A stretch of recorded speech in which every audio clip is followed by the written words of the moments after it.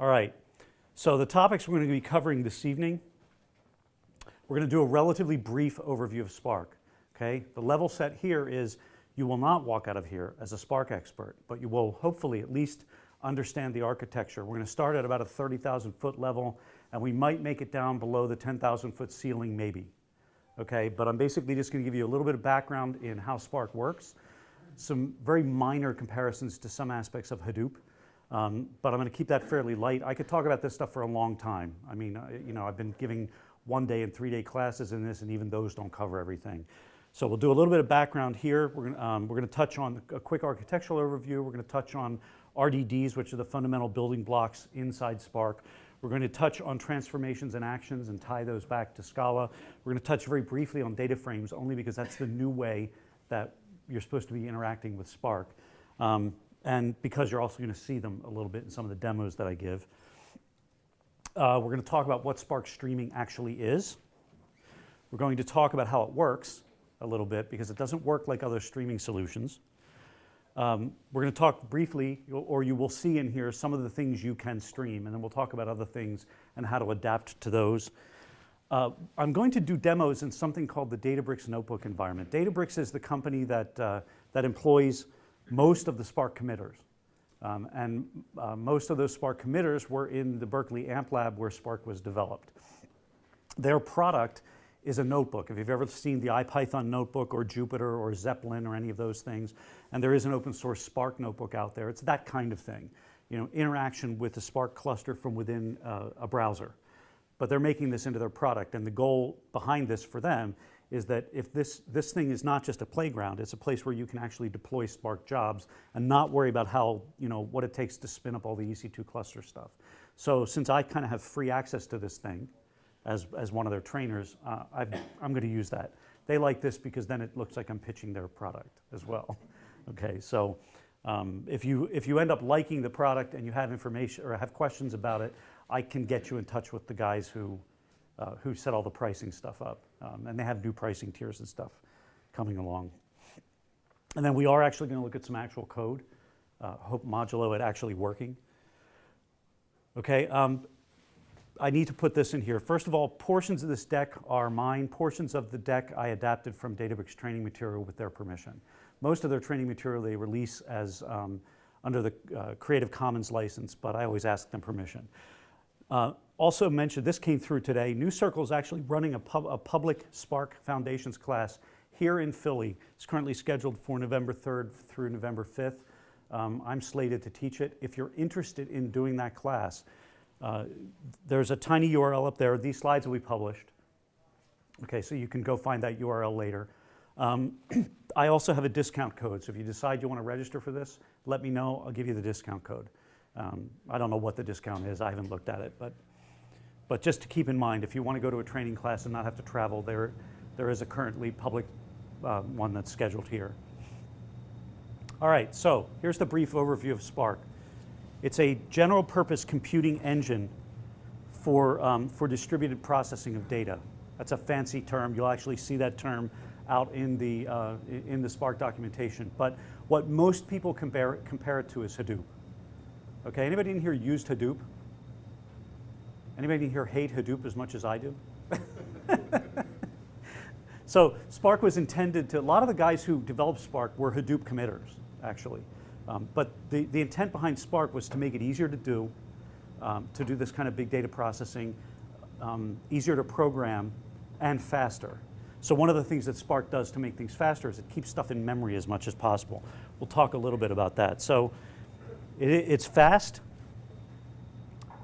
It does as much in memory as it can. Unlike Hadoop, those of you who've played with Hadoop know how it works, right? You write a MapReduce job, read something out of HDFS.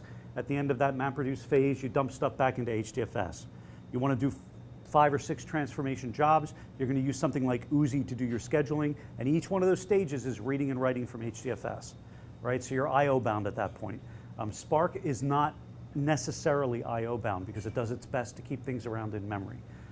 There are benchmarks I did not include in here, but I can find them for you if you want, that show how much faster Spark actually is than Hadoop, and it's really pretty astonishing. The benchmarks I've seen is not only is it significantly faster, but it tends to use fewer resources. So if you're paying for your EC2 nodes, this is a good thing. It's compact. Okay, I'm going to actually show you an example of this in a minute. In general, to do the same job you would do in Hadoop, you'll write less code in Spark. I have a couple examples of this in a couple of minutes. All right, it's also multi-language. You can write your Spark applications in Scala, which is what it's mostly implemented in. 95% of the code base is Scala. And that's always a good language to choose, partly because you're in this room and you're Scala guys, right? But partly because if it's written in that language, you're going to have a lot less of a translation factor in between you and the APIs. But you can also write in Java. You can write in Python, and in 1.4 they added R support. Okay, so those data scientists who like to play around with R, there's support for R in this language now as well. So here's I don't know if you can see that, I couldn't make this any bigger. That's a Hadoop job for computing an average. All you really have to do is see the gray, right? First of all, it's Java, which means it's already verbose, more verbose than we Scala programmers like. I tweeted something not too long ago. I had to help one of the guys on this team who isn't a Scala programmer, doesn't really know Python.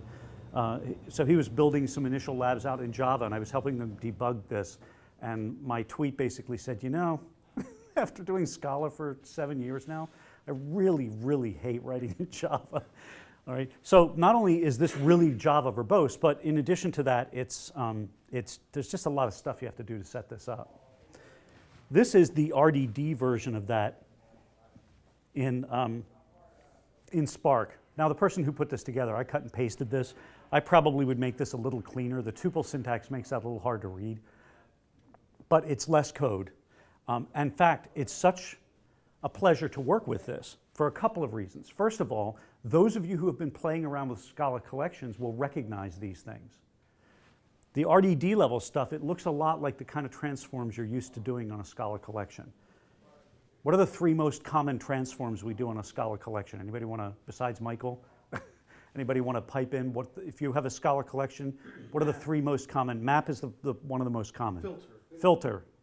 What's the third one? Flat map. Flat map, right. Why are those the 3 most common? Those are what 4 comprehensions desugar into. If you have a 4 yield, it always desugars down into map, flat map, and filter. All 3 of those transformations exist here in the RDD APIs. So when you're programming RDDs in Spark, mentally you can almost model them like a distributed collection. Although it's a little stranger than that. We'll see what I mean by that in a minute. Spark breaks things up into, there's nomenclature you kind of have to get your head around. Your Spark program is called the driver. The driver is a specific JVM. It contains your program. It runs somewhere out on the cluster unless you're running Spark shell. Okay? If you fire up the Spark shell, anybody in here not use the Spark shell? Okay. Anybody in here not use the Scala REPL ever? The Scala REPL is the Spark shell. Basically, the Spark shell fires up the Scala REPL with a bunch of preloaded stuff. Okay, preloaded class path and a couple of predefined objects, specifically a Spark context and a SQL context. But other than that, it's the standard Scala REPL. If you're using Spark in Python, you get the standard Python REPL, although there's an option for those of you who, like me, have done Python. There's an option to get it to use IPython, which all of us always use if you're going to do Python with it. Okay, so that's the driver program. The driver is responsible essentially for kicking everything off. I'm going to show you architecturally what that means. But the driver is not your program. It's one part of your program. Right? Your program actually is distributed out across the cluster. Your program actually is a multi-node program.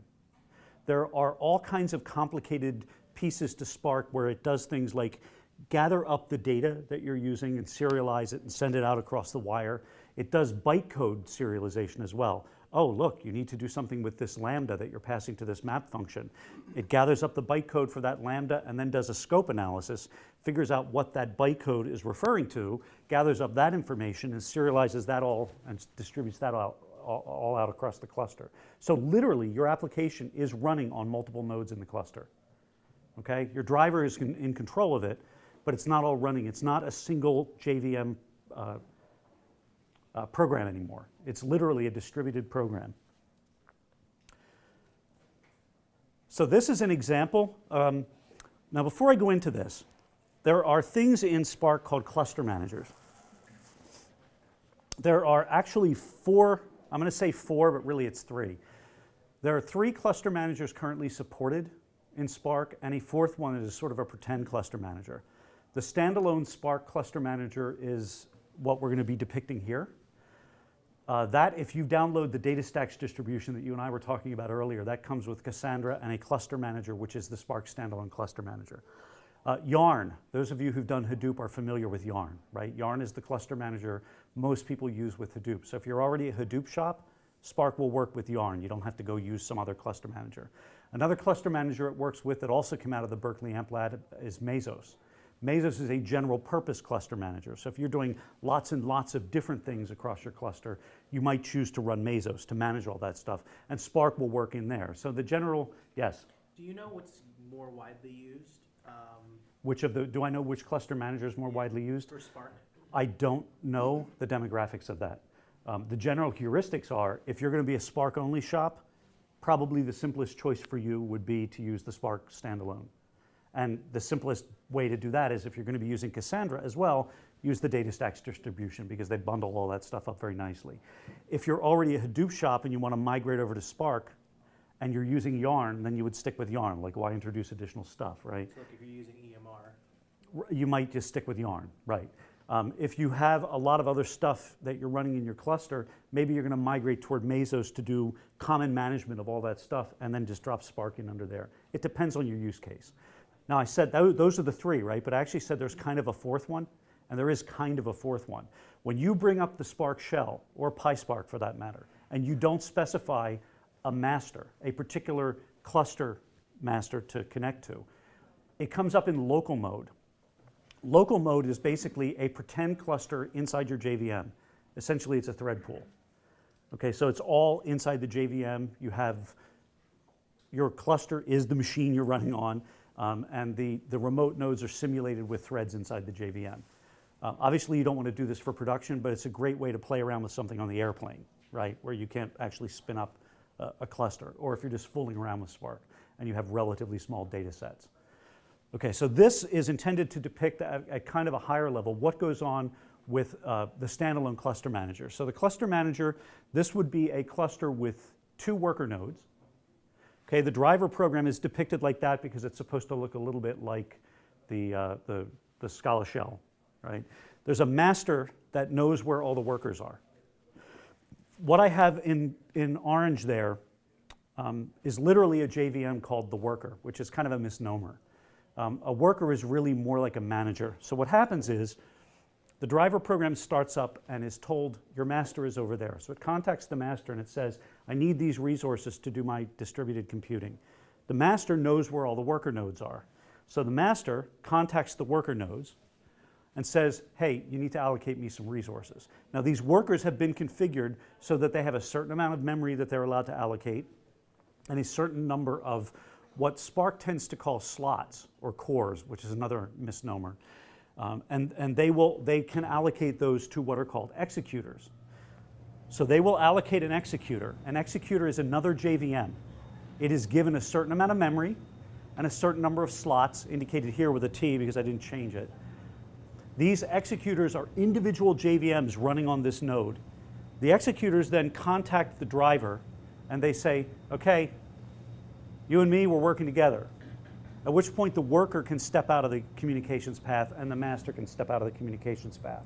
The worker's job, of course, is to monitor these executors and restart them if they crash, right? Or respond to other requests from other jobs for other executors, you know, because a cluster can run multiple Spark jobs at once.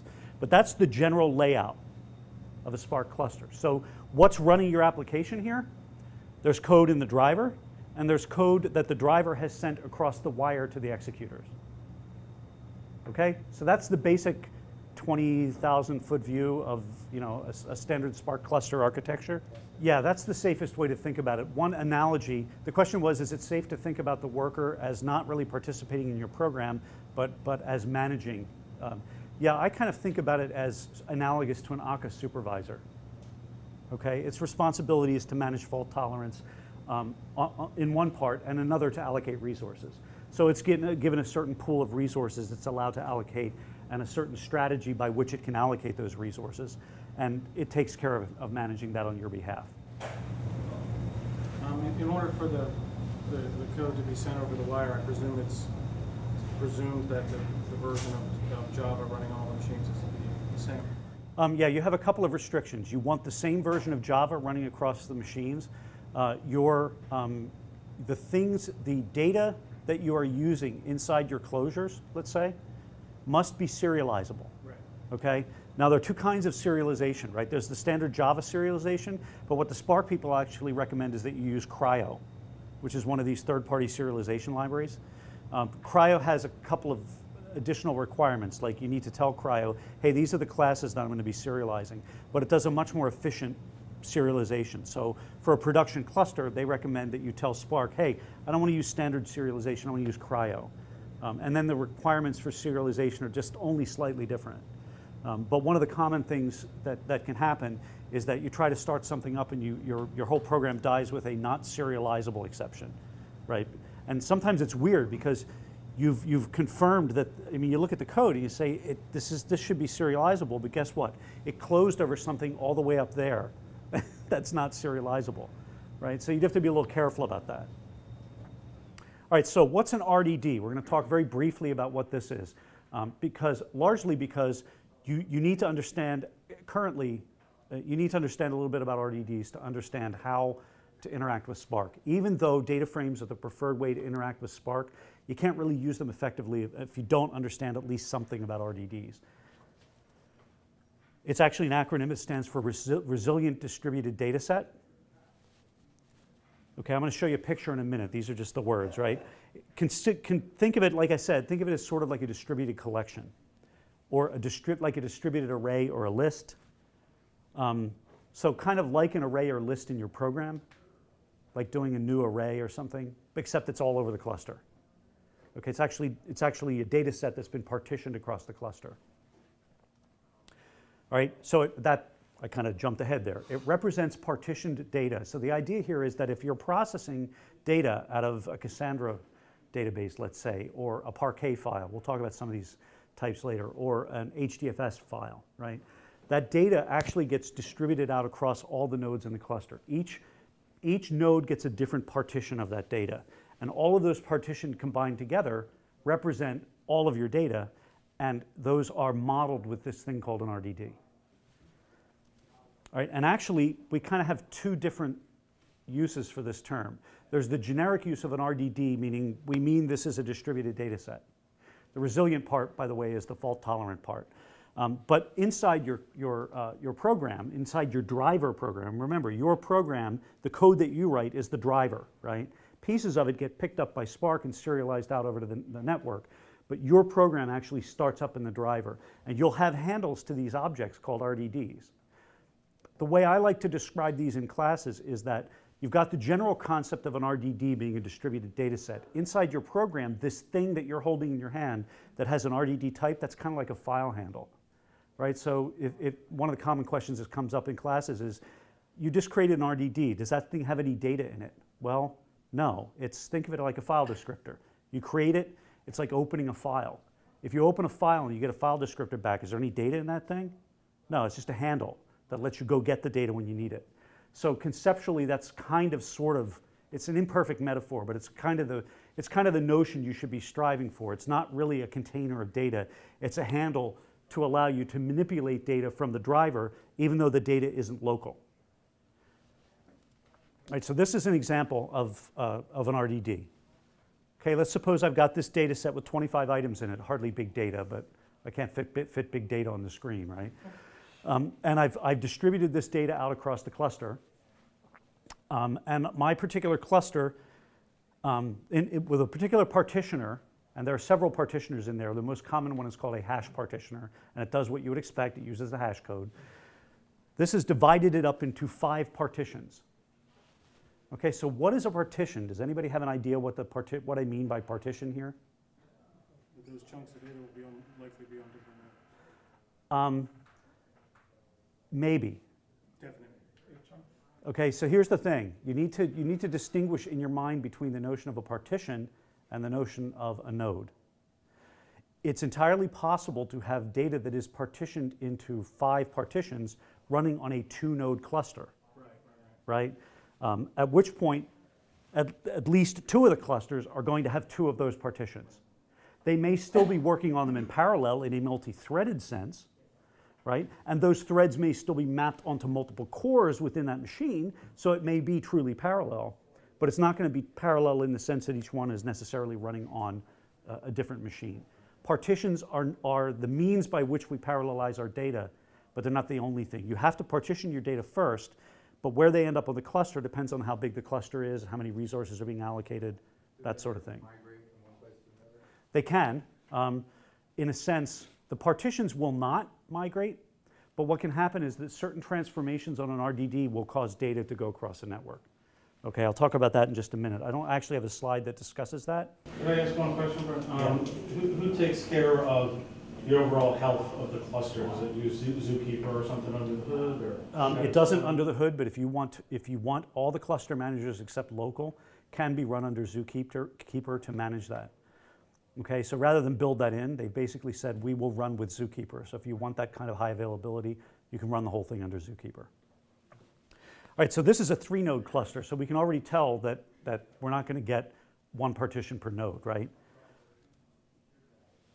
And it might be partitioned like this. All right, it might be spread out across and again, those arrows don't mean anything other than to indicate this is one possible way that they could be distributed across the cluster. Right, and then that executor has threads in it that are going to be working on those individual RDDs. Now, there are several ways that you can create an RDD. I'm actually going to show you some code in a couple of minutes. You can parallelize a collection.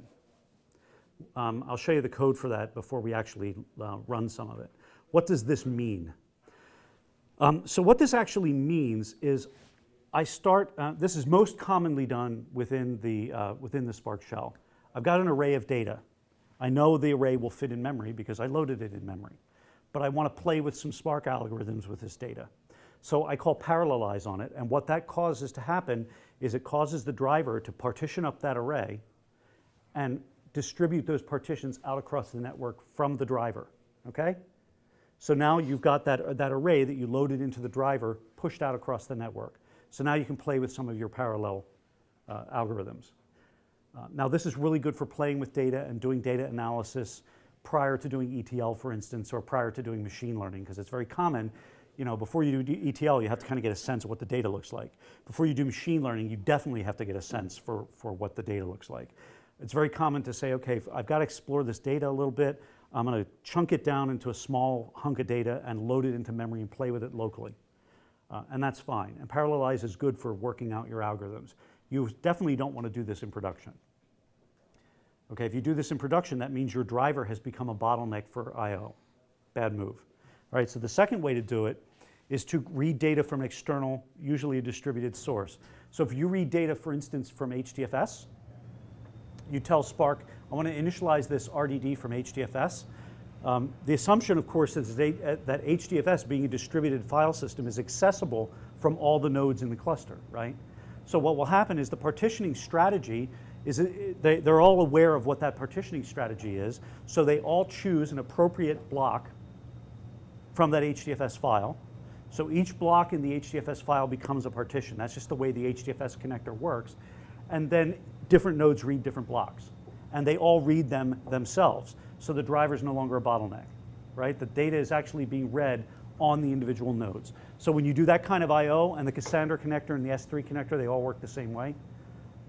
Right? They all do their own I/O. The driver's out of the loop then. Brian, what do you do if memory is exceeded? Does it just blow up? Does it have automated spillover to disk? Or is that... Yes to both. Okay, the answer is that it depends on what you're doing and where you're doing it. There are ways to spill stuff out into disk. In general, I assume you're talking about when an RDD is being processed. All right, so in general, what will happen is Spark will do its best to put as much of that RDD in memory as possible. Okay, but if it won't fit in memory, it will go out to the I/O area and get it again.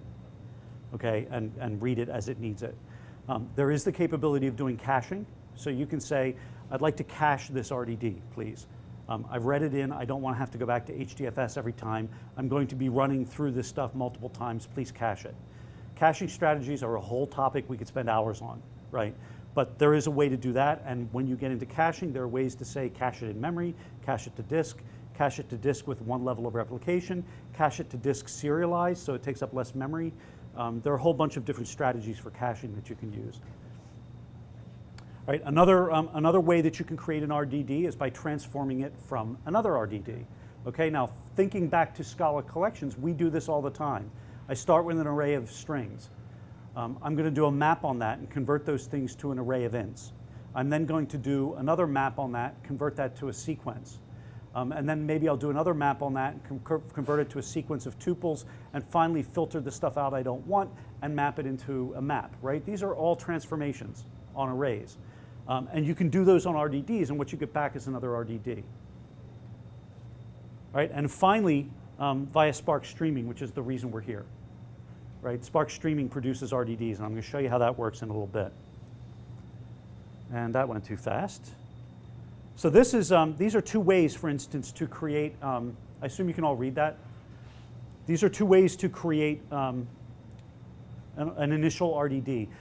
Typically, if you're reading the documentation, the initial RDD is typically either called a base RDD or the input RDD. That's the first RDD in the chain of RDDs. So up here, I'm playing around with an array that just has some strings in it. Obviously, that's not big data, but maybe I want to play with it. I want to see what the algorithms do with it. So I've parallelized an array which will shove that out over the network and give me a handle back to that now distributed data. In this case, I've decided to read a text called foobar.txt from some Spark bucket that I created out in S3. And that'll be read in a parallel fashion and distributed out across the cluster. And of course, that could be as big as I'm willing to pay to put it in S3. Right? And that's actually a fairly common thing to do. All right, so now we need to talk a little bit about transformations. So what is a transformation? So let's take a look at this example. This is an RDD representing data that has been partitioned into 4 different pieces, 4 partitions. It's supposed to indicate sort of a log file at a generic level. So you've got an error, warning, and info. You've got TS, which indicates a timestamp and some message, right? And that would be our base RDD. We're going to create that by reading some source of log data, right? We're going to analyze that now. So maybe you want to put maybe what you're looking for are just the error messages. I need to do some analysis on the error messages. I'm trying to determine if my nodes are crashing all the time. So I'm going to do some analysis of just the error messages in the log file. So you may run a filter on it, and what you get out of that then is another RDD called errors RDD. And this is the data that it represents. Now there's something here that's a bit misleading that I'll get to in a minute. But that's essentially a transformation. And in fact, filter is one of the transformations. Just like filter is one of the transformations we use in Scala Collections API. Transformations are lazy. Okay, this is a key point behind these things. If you go back to this diagram over here, the misleading part of this diagram is that I am representing these partitions as having data in them. But when you create an RDD, such as by reading a text file, there's no data in there yet at all. Nothing has happened. You've essentially said, hey, somewhere down the line, I'm going to read that file. It's kind of like creating a lazy file in Scala, if you've done that. Say lazy val source dot from file, and you give it a pointer to a file that doesn't exist. You don't get an error. You don't get a runtime error. When you get the runtime errors, when you actually try to read that, when you actually try to use that lazy operator, at which point it goes and initializes it, finds out the file doesn't exist, and blows up. Same thing will happen in Spark. If you point at a non-existent file, it won't tell you right away that it's not there. It'll tell you later when you execute the chain of commands, okay? So what happens is these transformations get built up as a lazy chain, which unfortunately in the documentation is called the DAG, okay? I think this is unfortunate in that it's an implementation detail that leaked into the documentation, probably by way of the academic PhD level papers these guys were writing. What they do is, as you apply these transformations, they're building up a directed acyclic graph under the covers.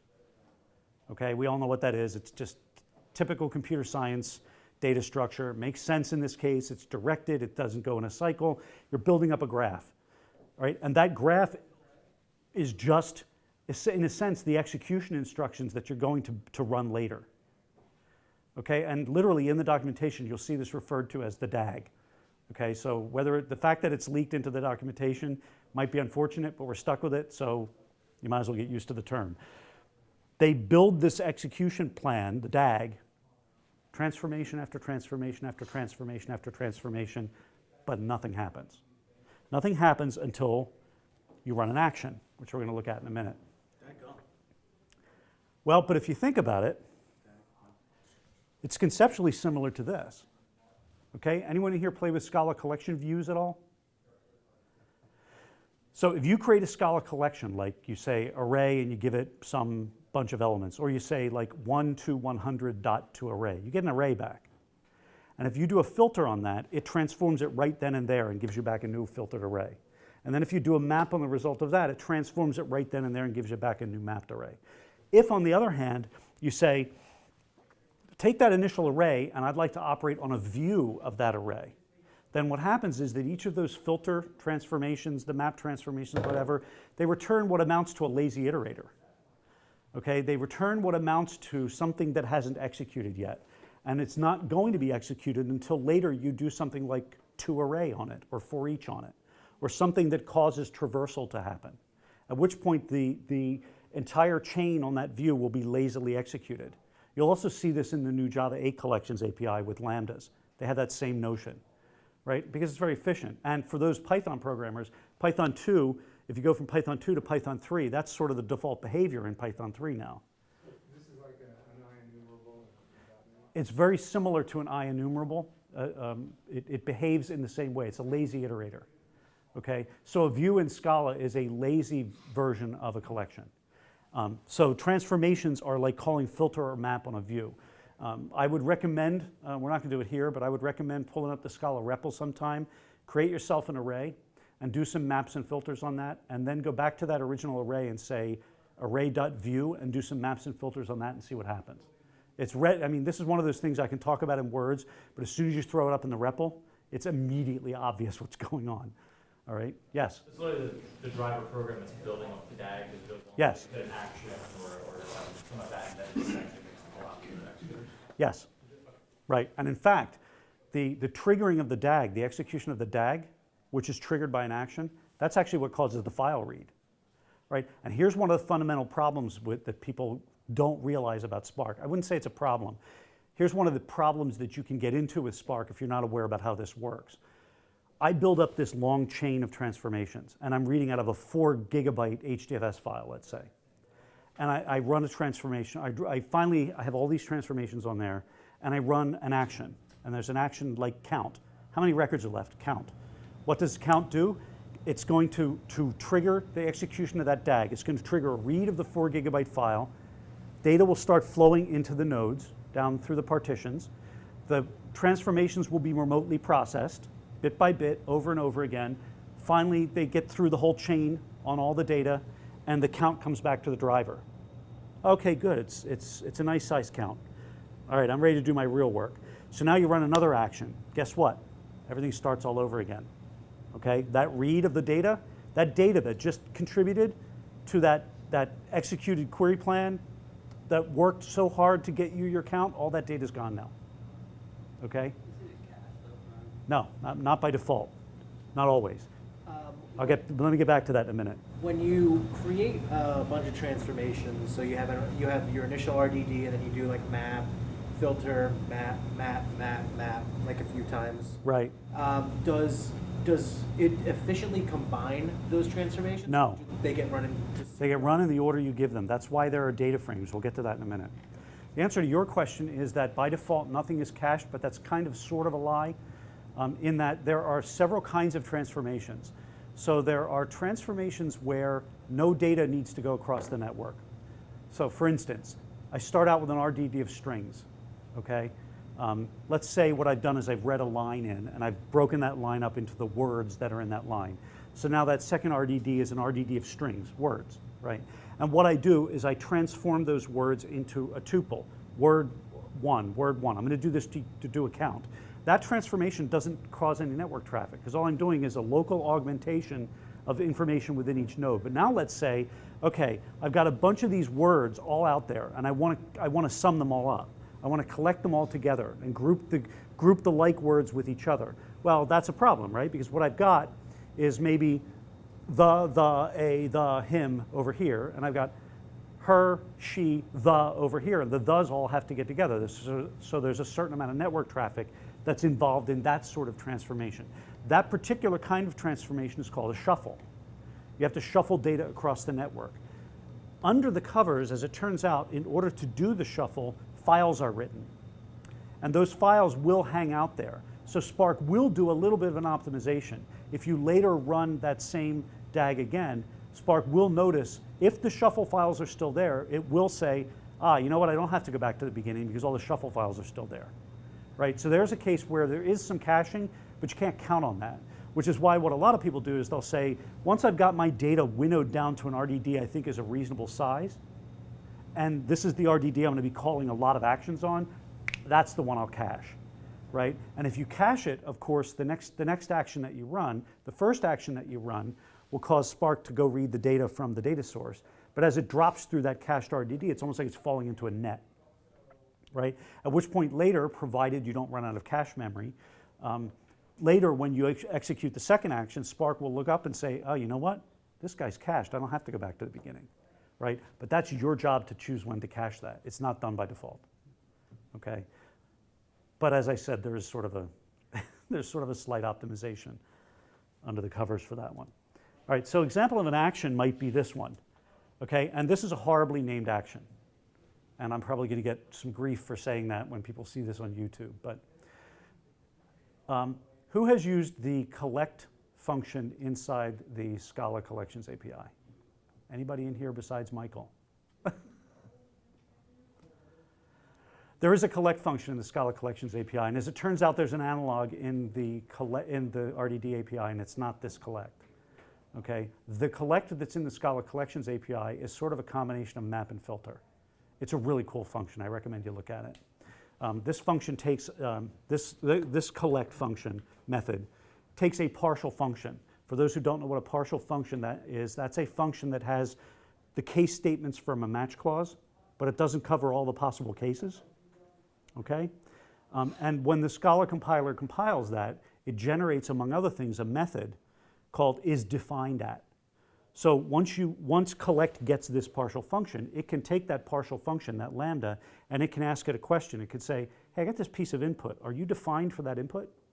If not, I won't pass this input to you because I'll get an exception. Right? The Scala Collections API uses this so that you can do the following.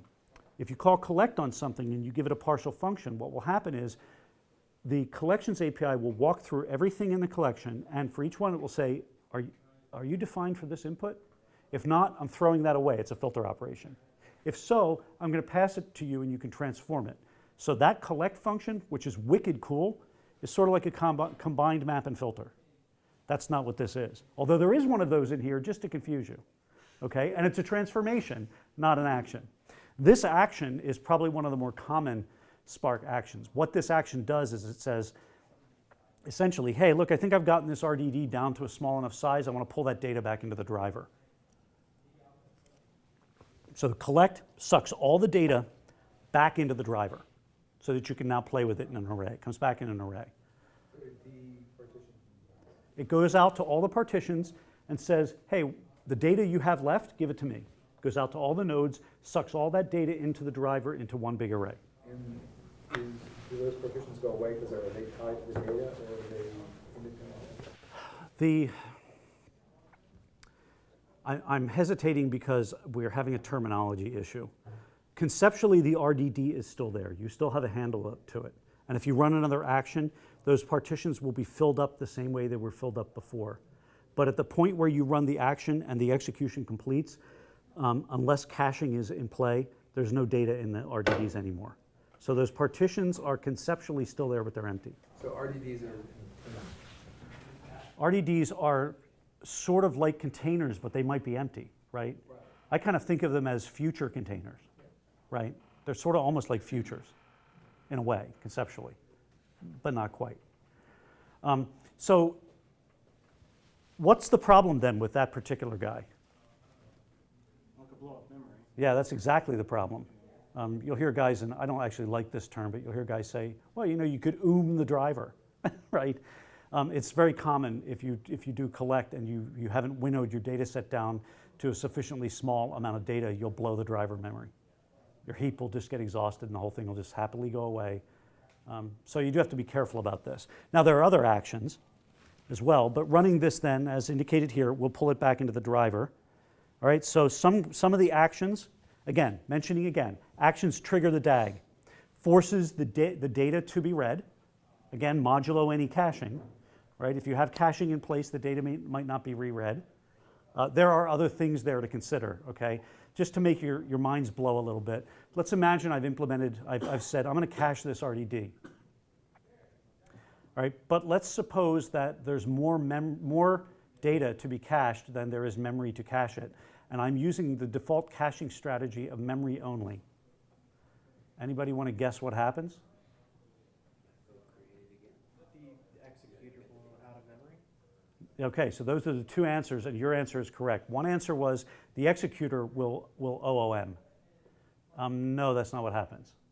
What happens is it stores as much as it can, and the rest of it tosses out using an LRU, a least recently used algorithm, right? So that's fine. Everything recovers, nothing dies, but here's your issue.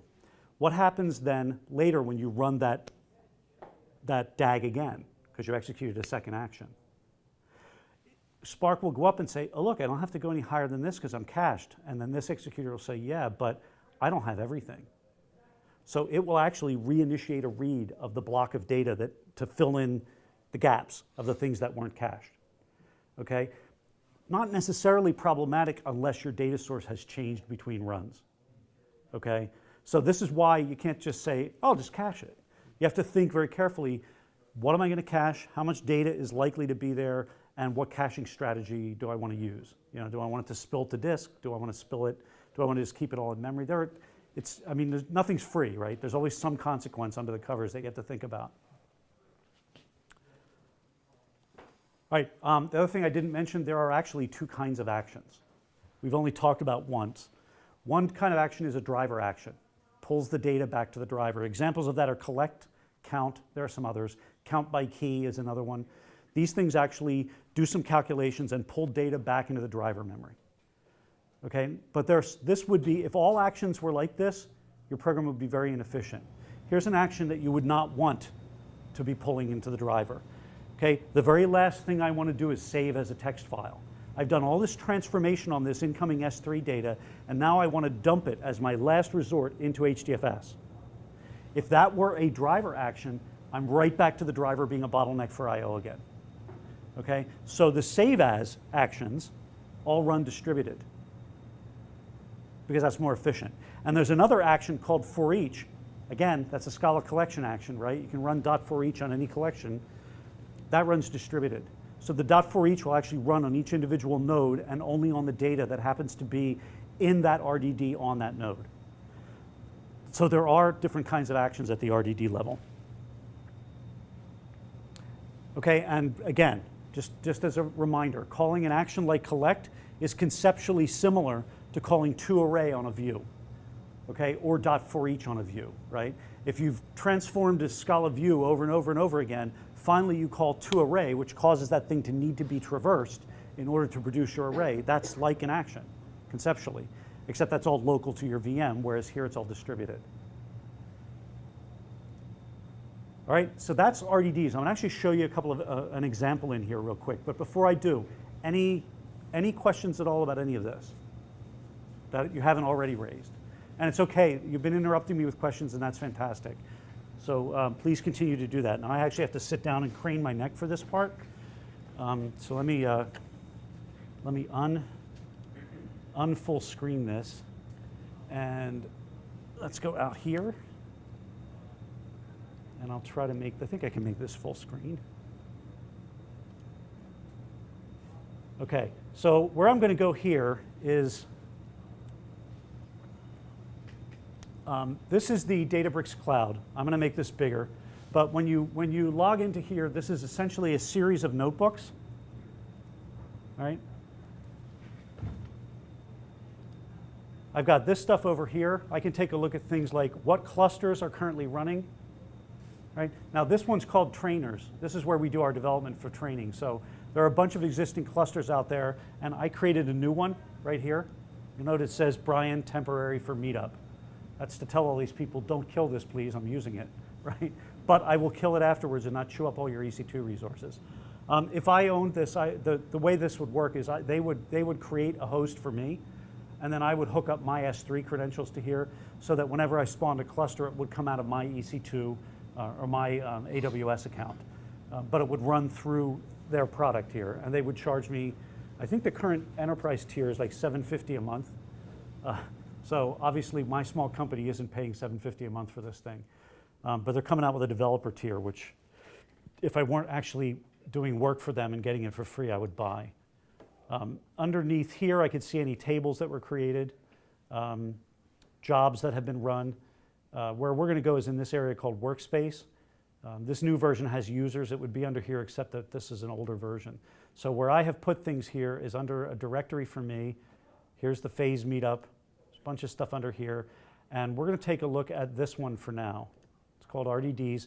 This is a notebook. All right. Now the interesting thing here is this looks like a REPL, but they have some special percent commands in here that I can use, like %MD, which is, anybody want to guess? Bingo. This is a markdown cell.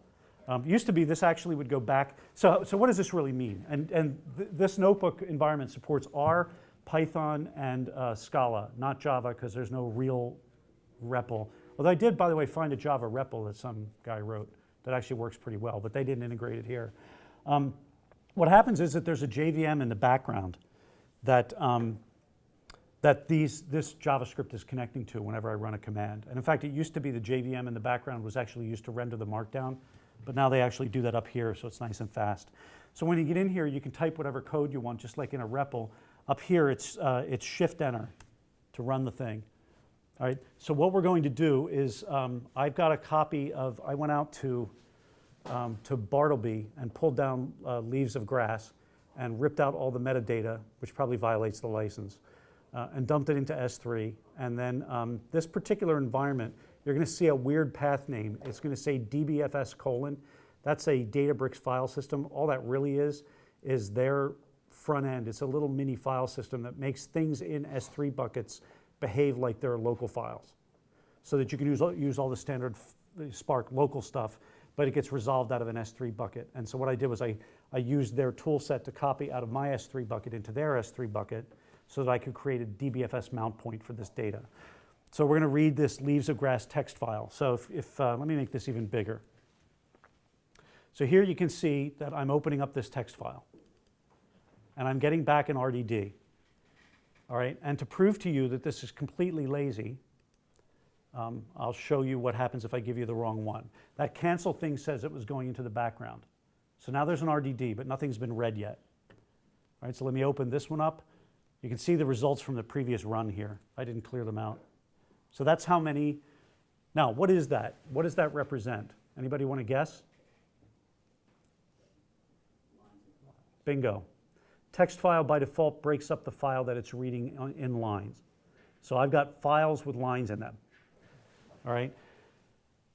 So this count tells me how many lines are in the file. And let's go back up here and change this name, rerun that cell, and go down here and run this.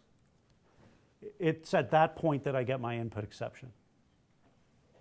Okay. And it truly is a complete ugly exception, right? There's the whole stack trace.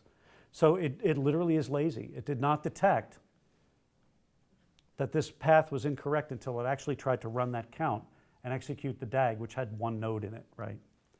So let's fix that up. All right. So there's what we're going to do is, well, that's really ugly. This was all on one line. Let me actually, it's because I made it bigger. Let me make that a tiny bit smaller. There, can you guys still read that? I'm actually going to do this. This looked great at a higher resolution.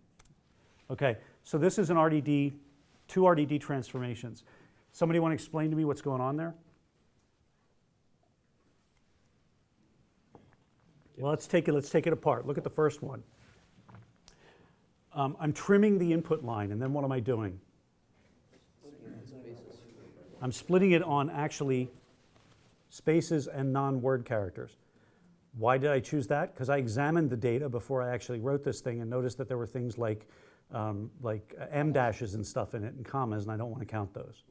And this is the ugly regular expression that will do that split for me. So I've split this into a series of words. Why did I use flat map and not map? So you get a sequence of words and not a sequence of arrays of words. Exactly. The answer for the camera here is that if I didn't use flat map, if I just used mapped, what would happen is that each line would be mapped into an array, at which point conceptually I'd have an array of words. I don't want that. I want to flatten out that level so that what I have is an RDD of all just the words. Okay? So that's why flat map. Filter. What am I doing in filter? In fact, let's actually make this even more readable. I didn't mean to hit that. Hang on. That's right. Every time you execute one, it goes to the next cell. I should know that by now. Turns out that there are some words that end up being empty after you do the split, so I wanted to get rid of them. All right, and then I call map to map them all to lowercase so that capital the and lowercase the will end up getting counted together. Now, a point I should mention in here, if you look at these 3 things, we are now up to numerous RDDs, right? We started with one up top, this RDD. RDD.flatMap returns another RDD, which I then promptly call filter on, which returns a 3rd RDD, which I promptly call map on, which returns a 4th RDD, which I capture in words.rdd. Okay? There are actually 4 RDDs in the underlying DAG. I just don't happen to have references to all 4 of them. They're there. Okay? This is this directed acyclic graph, this execution plan contains 4 nodes, right? There are 4 vertices in this graph at the moment. But I happen to have only handles to 2 of them. Now I'm going to create another one. I create a 5th RDD in this chain by mapping the words RDD to a tuple. This tuple, and this is the classic word count example. This is the pattern you always use to count words, right? Basically what I'm doing is I'm transforming each word into that word and a count of that word, right? So now I have an RDD that has a key value pair in it. And so the next step then is that I want to do a reduce operation on this stuff. Now there are actually 2 ways to do this. I'm showing you the efficient way. One common thing is to do first a group by key. Okay, let me get all the thes together and group all this stuff together, right? So that would cause data to be shuffled across the network so that all the thes are in one partition and all the hymns are in another partition. And then you would do a reduce, right, to add all those ones together and get the actual count, right? Turns out that's pretty inefficient. I shuffled a lot of data across the network just to count it. So I'm actually doing a little trick here. I'm calling a separate function called reduce by key, which is specifically optimized for that use case. What reduce by key does is it says, look, before we shuffle data, there may be 5 or 6 thes right here in this partition. Let me do a local sum of those, and then I can coalesce just those local sums across the network. I'm transferring a lot less data that way. Sum it locally, then transfer it across the network and sum it up again. All right, so we do a reduce by key. That is also a transformation. Okay, does anybody out there not understand this goofy syntax? The new Scala people. Okay, you don't get that syntax yet?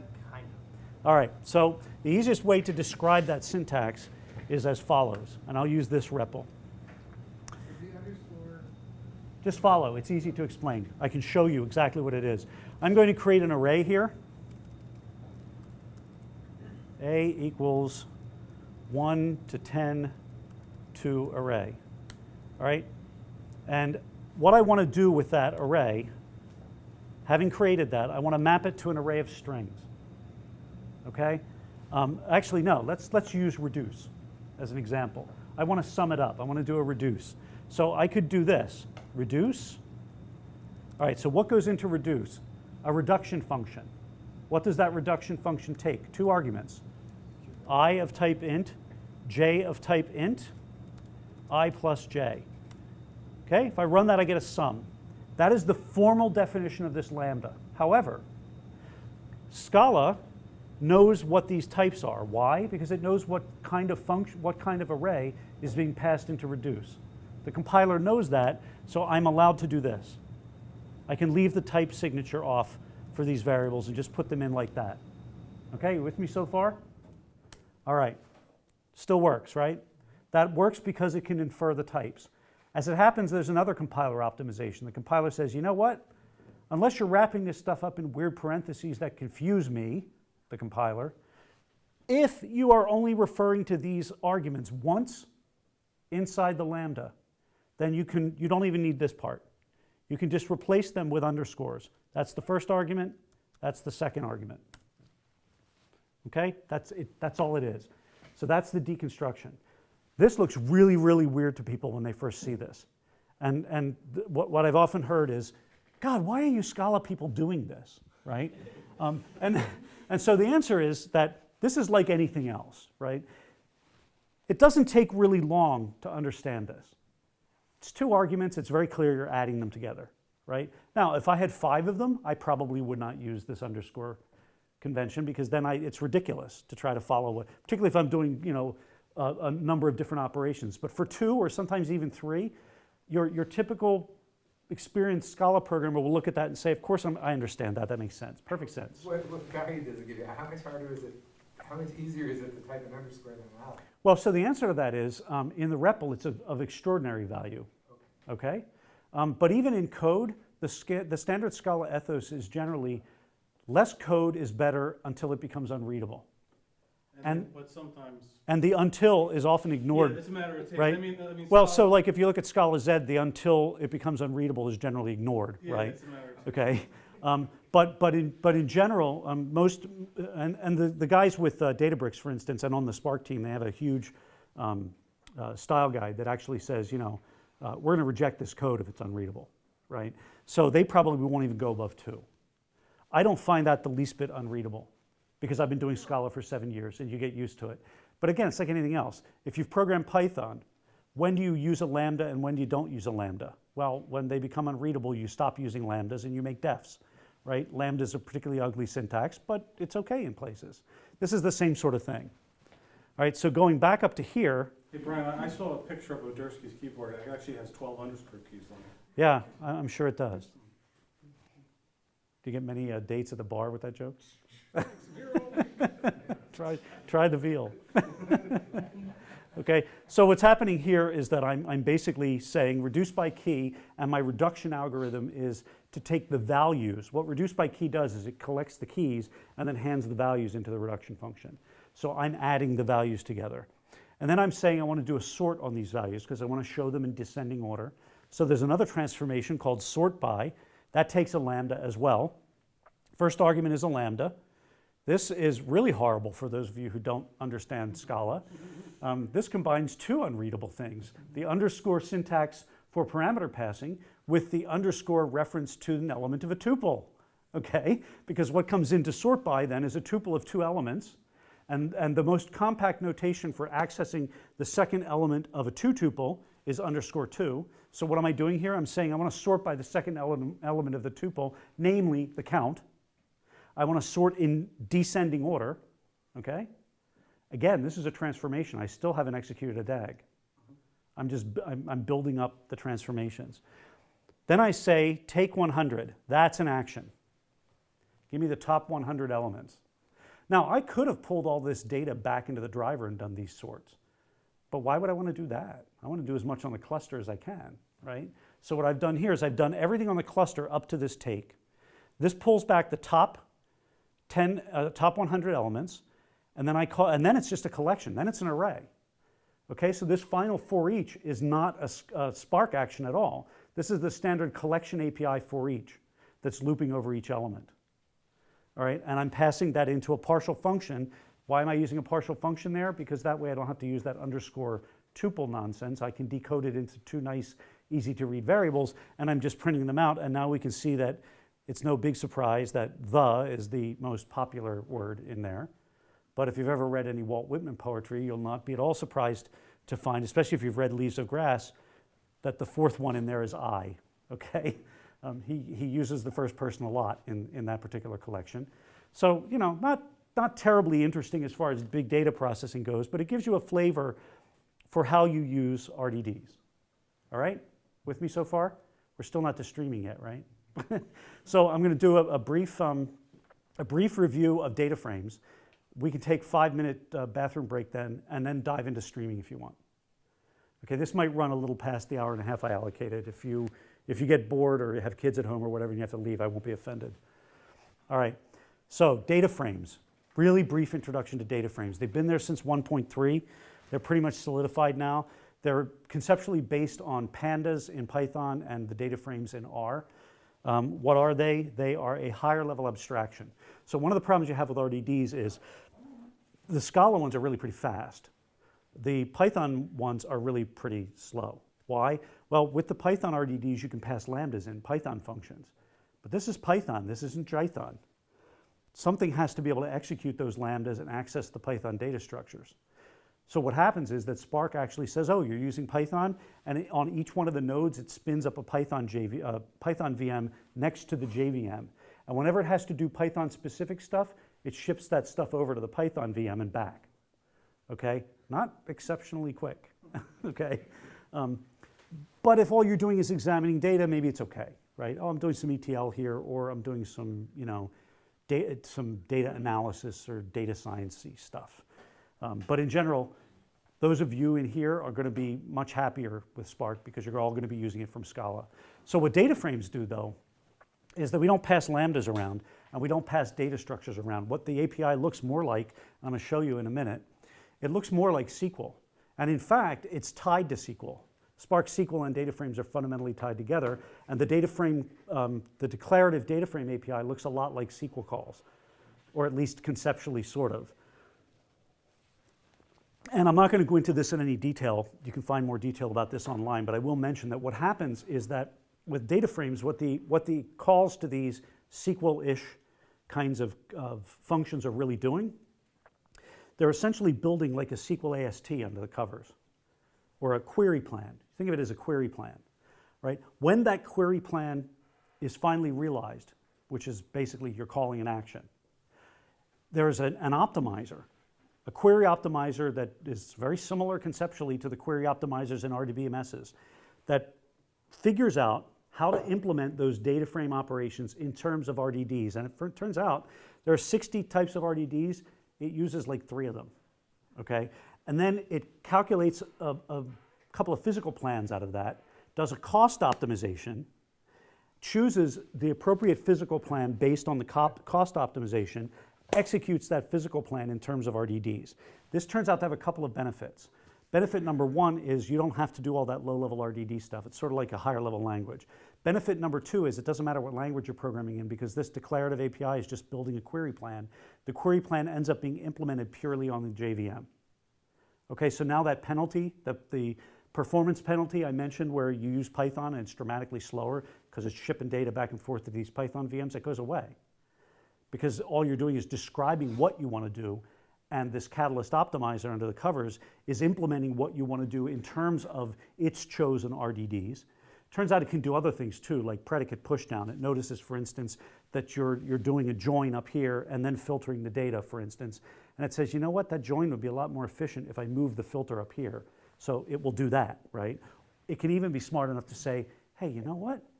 You're doing that filter operation on an RDBMS. I can shove that down into SQL. Or you're doing the filter operation in Parquet, on a Parquet file. I can actually just shove all those operations right down into the Parquet file. I don't have to do them at all, right? So it's actually really, really smart. The performance characteristics of this are, even if you hand code RDDs, the likelihood is you're not going to get as fast as the Catalyst optimizer. I always describe it like this. There was a point back when I first started writing C many, many years ago where you would sometimes escape to assembler because it made things faster. But then somewhere along the line, we hit this inflection point where the compiler optimizers got to be so good that if you wanted to beat the compiler optimized assembler, you would have to spend days crafting your assembly code, and it just wasn't worth it anymore. And so that's sort of where we're heading with this. You can always still use RDDs, but it's going to come to a point where there's just really, like, there's no point. This thing's going to do a better job than you can, so why not use it? So they're becoming the preferred interface to Spark. And in fact, our teaching generally says, this is what you want to use. Now, the reason we still talk about RDDs is because sometimes you need to use them to bridge into DataFrames. So they're schema-oriented. This is the first thing. They have a schema. DataFrames have a schema. What is a schema? A schema is a set of named columns with types. That's what a schema is. Okay? So if your data source has a self-describing schema, you can jump right to DataFrames and not even touch an RDD. An example of files that have self-describing schemas, Parquet. A Parquet is a column-oriented file type, Apache Parquet, where, and it's very efficient. The column access is very efficient in Parquet. But those columns have names and types. Already has a schema. Don't even need to do RDDs here. RDBMS is obviously. Hive, which is basically just an RDBMS sitting on top of HDFS. Again, JSON, it does something very interesting with JSON. It will infer the schema by sampling the JSON data and then looking at each JSON record and trying to figure out, what the name and types are. And CSV, it's not native, but there's a third-party package that you can drop in where it'll use the header and try to infer the schema out of that. So, yes? Doesn't it also support ORC as of 1.4 as well? Yeah, I believe it does. Yeah, these are just the standard list of things that we mentioned. There are more and more. There are loads of things out there between what it supports natively and what's in sparkpackages.org. There's a lot of stuff that it will read. Yeah, Brian, I know some time ago there was Shark and Spark SQL, and are those names now gone and they're all part of Spark SQL and DataFrames are now essentially the same thing. Okay. So if you want to think about Spark SQL, what's the difference between Spark SQL and DataFrames? When you create a data frame, you have this thing in your hand that any calls you make on it are going to contribute to this underlying query plan. So what about SQL? So with SQL, you give a SQL statement. It parses that SQL statement into a SQL AST, which it then translates into that query plan. Yep. So SQL statements in Spark are fundamentally backed by DataFrames. Okay? They are, in fact, one of the cool things is that you can basically say, I've got this data frame, which is sort of an abstraction on top of some RDDs. I want to make a call on that data frame, which is called register temp table. And it doesn't really register a temporary table. All it really does is it says, in a sense, hey, I want to be able to do SQL queries on this data frame, so I'd like to give it a name that is visible in SQL land. It doesn't create a table, it doesn't persist anything, but in effect, it gives it a name, and now you can do select queries against the thing. And is it really selecting against a table? No, it's building more stuff on the data frames, right? So you can flip back and forth between SQL and the declarative API, which is kind of cool because some problems, you can read them fairly well in the declarative API, but then the thing starts to get ugly to read, and you say, if I could do this in SQL, it'd be a lot easier to read. Oh, I can do it in SQL. So it's basically choose whichever one makes sense.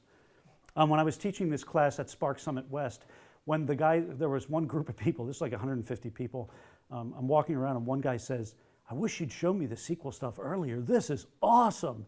Okay, so you're a SQL guy. I get it, not a programmer, a SQL guy. Real happy to find the SQL interface.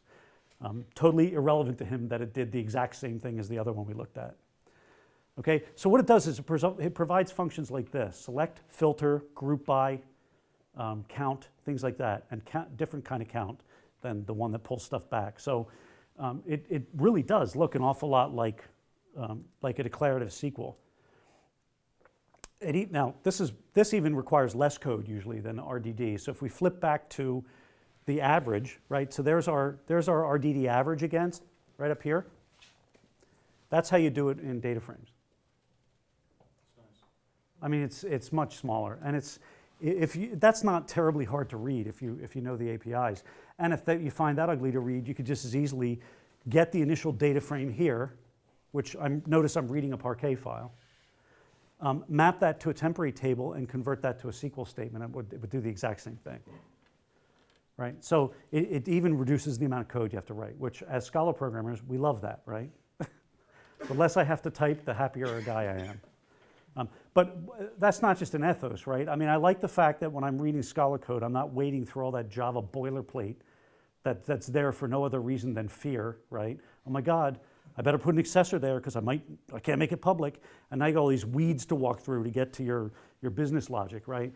So that's one reason we like less code. But the other reason is that it's very common in Spark to do what we often do in Scala. Hey, I got to experiment with this thing. What's the fastest way to experiment with this? Fire up the REPL, tap around, right? So data scientists and even developers will often say, before I start writing the chain of transformations for this particular piece of data, I need to explore the data.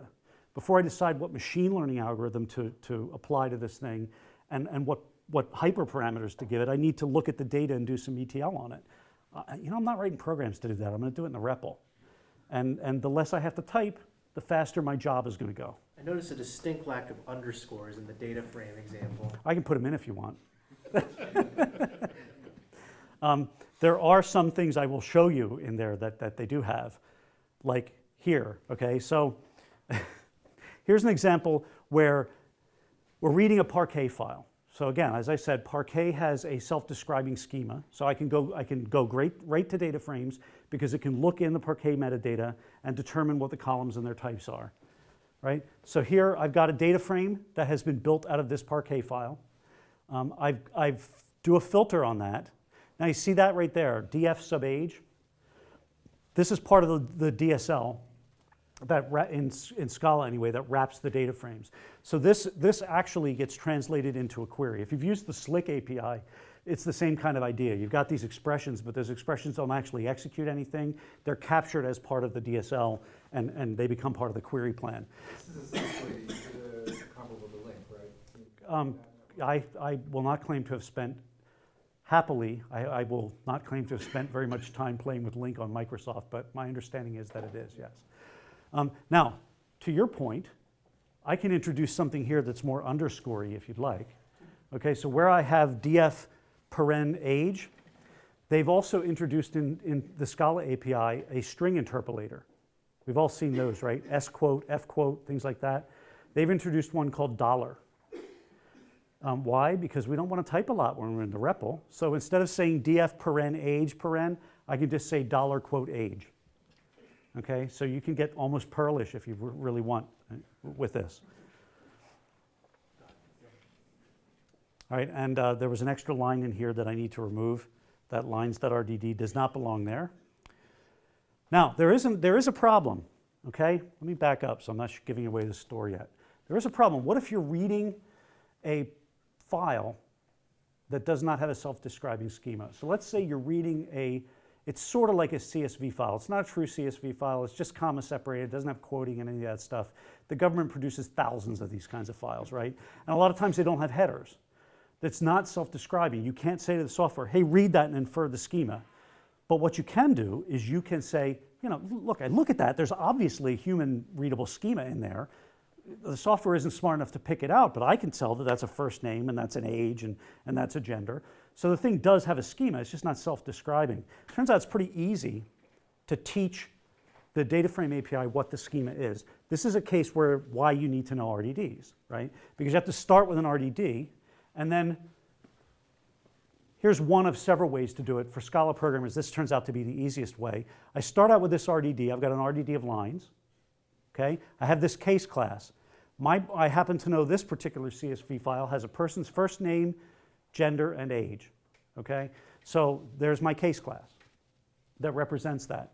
I take that RDD, I map each line, I split it into columns, and I use those columns to initiate a case class. So what comes out of here is an RDD of type person as opposed to an RDD of type string lines, right? At which point I can say, hey, Spark, make that into a data frame. And what Spark will do is it kind of uses reflection, but it doesn't actually reflect on the data. For the advanced people in the room, and I suspect only 2 or 3 of you are going to be familiar with this, but what it uses is a manifest evidence parameter, which is a way that, you may not be aware of this, but everybody knows about type erasure in the JVM, right? You know who's responsible for type erasure? Odersky. Yes. Yeah, Odersky's actually, Yeah, he put generics on it. well, he wrote pizza because he was, and they said, hey, we like your compiler. And then Sun took it and ran with it, and we're stuck with generics. So what the Scala guys have done is they've said, we're still stuck with generics, but you can add this implicit, it's kind of like an implicit. Really what it is something you add to the type signature for a generic. And you're basically instructing the compiler, capture the generic type information and stash it away in the object somewhere. And then you can query it at runtime. So what happens is that 2DF is defined to have one of those things on it, which means that at runtime then, the code can actually say, okay, pull out that generic stuff that was passed into me, and it can dig out the name of type string, the gender of type string, and age of type int, and infer the schema from the case class. So it's a really trivial way to take an RDD that has a schema, but not one Spark can discover, and in a couple of lines of code, start with an RDD, apply a case class, and bootstrap up into DataFrames. Yes? Is that why there was a struct type in the DataFrames API as well? That's different. I said there were one of several ways to explain, to teach the DataFrame API about the schema. Case class is one way, but there is a struct type with struct fields, which is another way. Okay, it's just another way to do it. If it's not, for instance, possible to create a case class, and why wouldn't that be possible? You're not using Scala? No. Let's say even in Scala, there's a case where you can't make you can't. Well, they can't inherit from one another. No. You can't make a case class with more than 22 Yeah. parameters, Yeah. right? Because case class unapply methods decode into Well, you're options of sick if you tuples. have that many args Well, somewhere. and you're right. So the argument is, why the heck do you want 22 fields in a case class? But the problem, of course, is that I can think of a data set right out of the box. There's a government data set that comes from the National Plan and Provider Enumeration System used by Medicare that lists all the healthcare providers, doctors in the US. You can download this data set. I had to ETL this for a client of mine. It's a 4 gigabyte file with about 1.8 million providers in it that is 300 some columns wide. Yeah, use a hash map. Yeah, there you go. So in that case, I would fall back on the struct type, because the way you build this struct type is it's a collection of struct fields, and I can make a list as big as I want, right? So there are a couple other, there's another thing that you can use called a row object. There are a number of different ways that you can build this. But for a data set where you have fewer than 22 columns, the case class is arguably, for a Scala programmer, the most readable. Okay. It has no support for shapeless that I'm aware of, but you don't need shapeless for this. But you can use a tuple, okay? So a tuple is another way to do it. You can build a tuple because each element of a tuple has its own distinct type. And then when you call 2DF, you pass the column names in. Okay, you give it the column names to fill in the other half. So there are about 5 or 6 different ways to do this. If you can use this, it's probably the easiest to read. Okay, this is just one example of how you do that, okay? So that's a super, super brief overview of DataFrames. There's a lot more in there. I would recommend, if you're interested in this, and if you're using Spark, you ought to be, there's a DataFrame guide in the Spark programming guide out here, and it's worth reading through. It explains all this stuff. It's a useful API. So at that point, we can either take a 5-minute break if everybody's up for that, or we can keep going. It's up to you guys. Hands up for a break? Hands up for no break? No break wins, so let's keep going. All right, so let's finally now, we're getting to the meat of the matter, right? I went through all of that. I felt like I had to go through all of that just to give everybody a basic background in Spark so that we could understand streaming. For those of you who use Spark, this was a review, and I apologize. You're probably bored to death by now. But we're going to get into the real reason for this talk, which is streaming. So what is streaming? Provides a way to consume continual streams of data, right?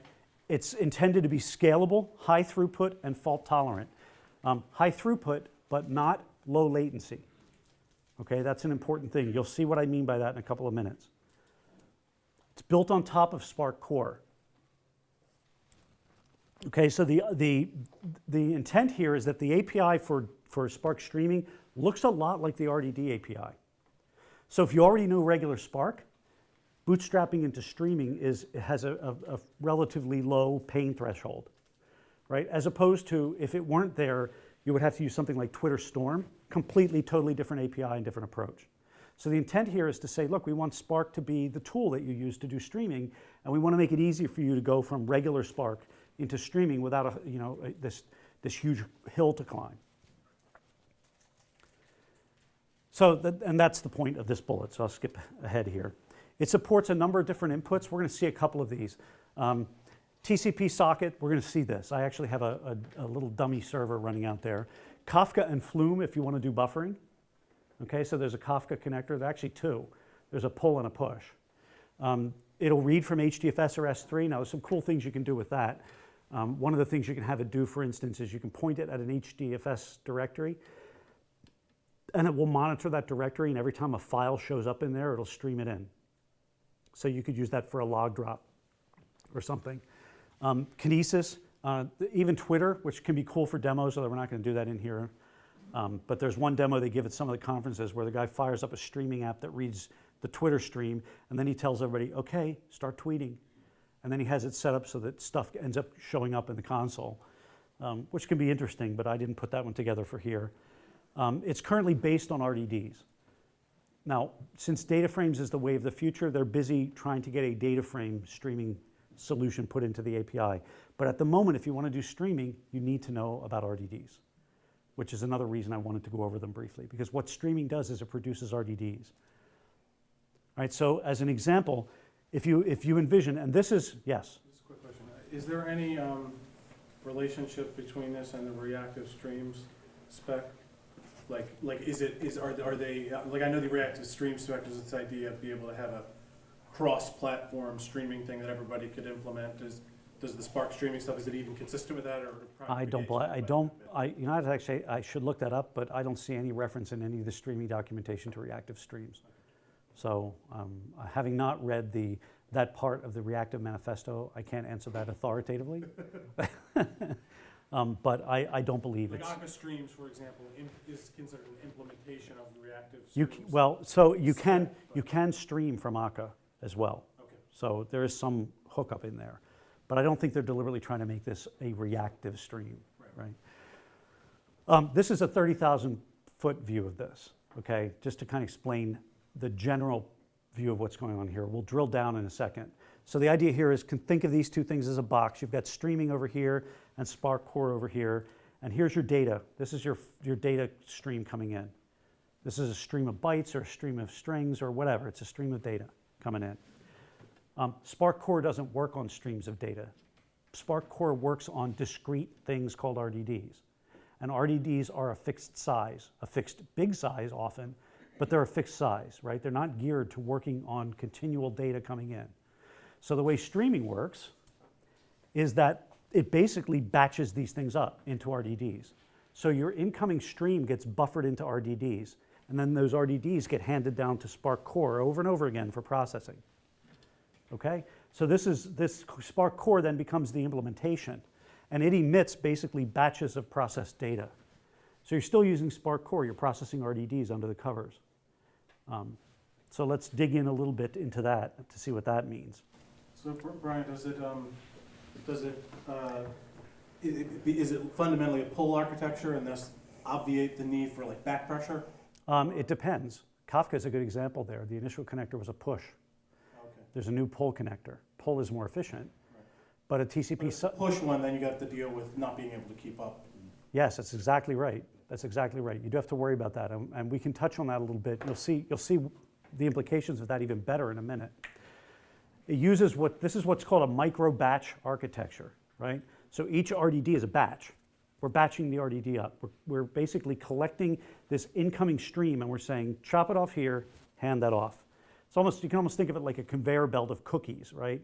Here come the cookies, put them in boxes. Okay, you take a box. You take a box, right? And we process the boxes from that point on. Cookie metaphor, I have to remember that. All right, so the Spark streaming component continually receives this live input data, and it divides this data up into those little boxes of cookies, if you will. I'm going to keep using that metaphor until it gets really gross. So these new batches are actually time-based, not size-based. All right, which makes sense if you think about streaming, right? Because if you made them size-based and your stream is intermittent, then you might wait hours for the next batch to come in, right? So they've made the decision that it's better to hand you a partially filled batch on a regular interval than to wait a half an hour to get the right number of bytes. Okay, so it's all time-based. And the batches are created in batch intervals, and you can control that. That's actually defined when you create the stream, or the streaming context. Well, an RDD can be of arbitrary size because Yes. it's distributed. Yes. So it wouldn't make sense for it to be size oriented. Or it'd no. be limiting if it were size oriented. The point is that it would be limiting, Yeah, yeah. right? But of course, the flip side of that is that if it's time-based, it's entirely possible that you hit the end of a time interval and there's nothing there, Yeah. right? So at the beginning of each new time interval, a new batch gets created. That batch gets filled up. And when you hit the end of the time interval, the batch is done growing. And it's that time, and again, that's called the batch interval. It's actually a parameter. At the end of the time interval, the batch is done growing, it becomes an RDD, and it's handed down to Spark Core for processing.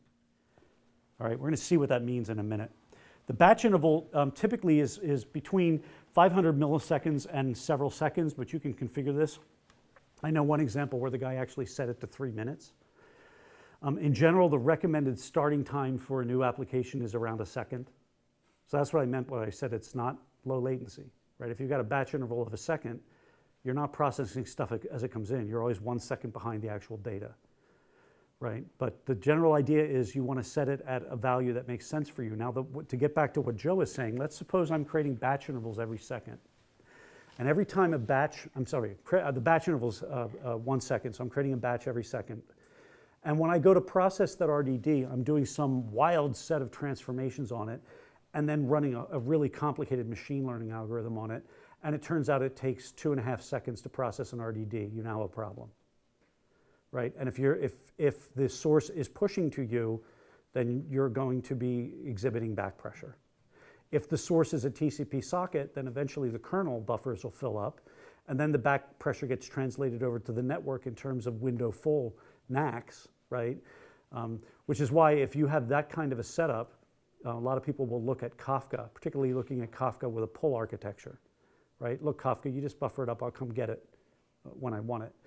Now again, that doesn't necessarily alleviate the problem. It may be that eventually you fill Kafka up, but Kafka can level out that kind of back pressure if your stream is, not regular, right? High burst, low burst, right? You could use Kafka to level that out.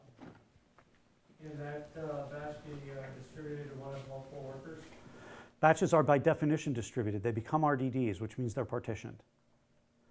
Okay, so when a batch, we're going to see exactly what happens in just a minute, but when the batch comes in, once that batch is filled, it gets turned into an RDD, and an RDD by definition is distributed. That's what the first D means, right?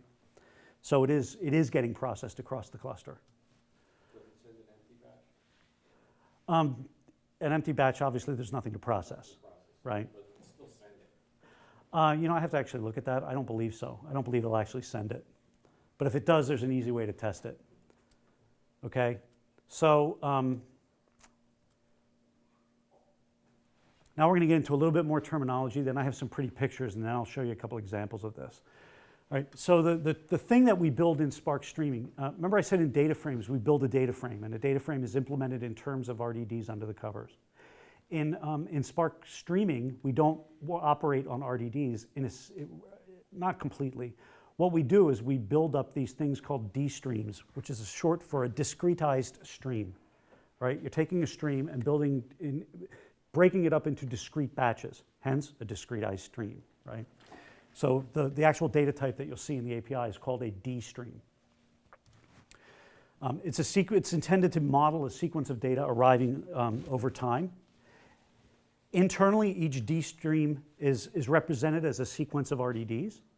Now, the interesting thing, I'm probably jumping ahead in my own slides here, but the interesting thing is that you can apply transformations and actions to D streams. So what does that mean? We know what it means in DataFrames, right? It contributes to a query plan, and they're not really actions and transformations there in the same sense. But what does an action mean on a D stream, or what does a transformation mean on a D stream? Like a map function, and then it gets executed on each of the underlying arguments. Yeah, that's exactly right. I almost think of it as a template or a die stamp, right? I like the die stamp metaphor, right?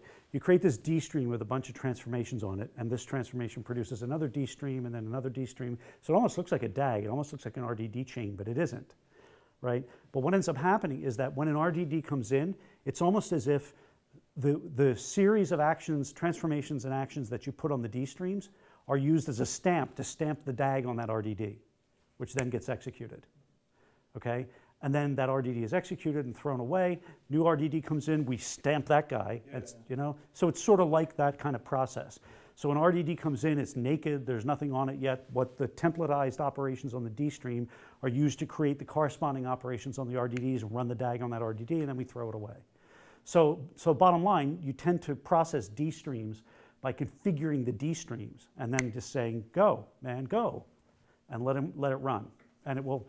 Each RDD that comes in gets those operations, gets processed, and gets thrown away. Right? And this is sort of what it looks like, right? Now, I haven't talked about the other little thing in there. Yes? Are these D streams resilient, or you lose them? You can lose them. They are resilient to a degree, but you can lose them, right? They're resilient in the sense that, and as we'll see in a minute, a backup copy of one of them is made, right? But there's no notion with a stream of being able to rewind the stream and start again. So you cannot make Kafka do.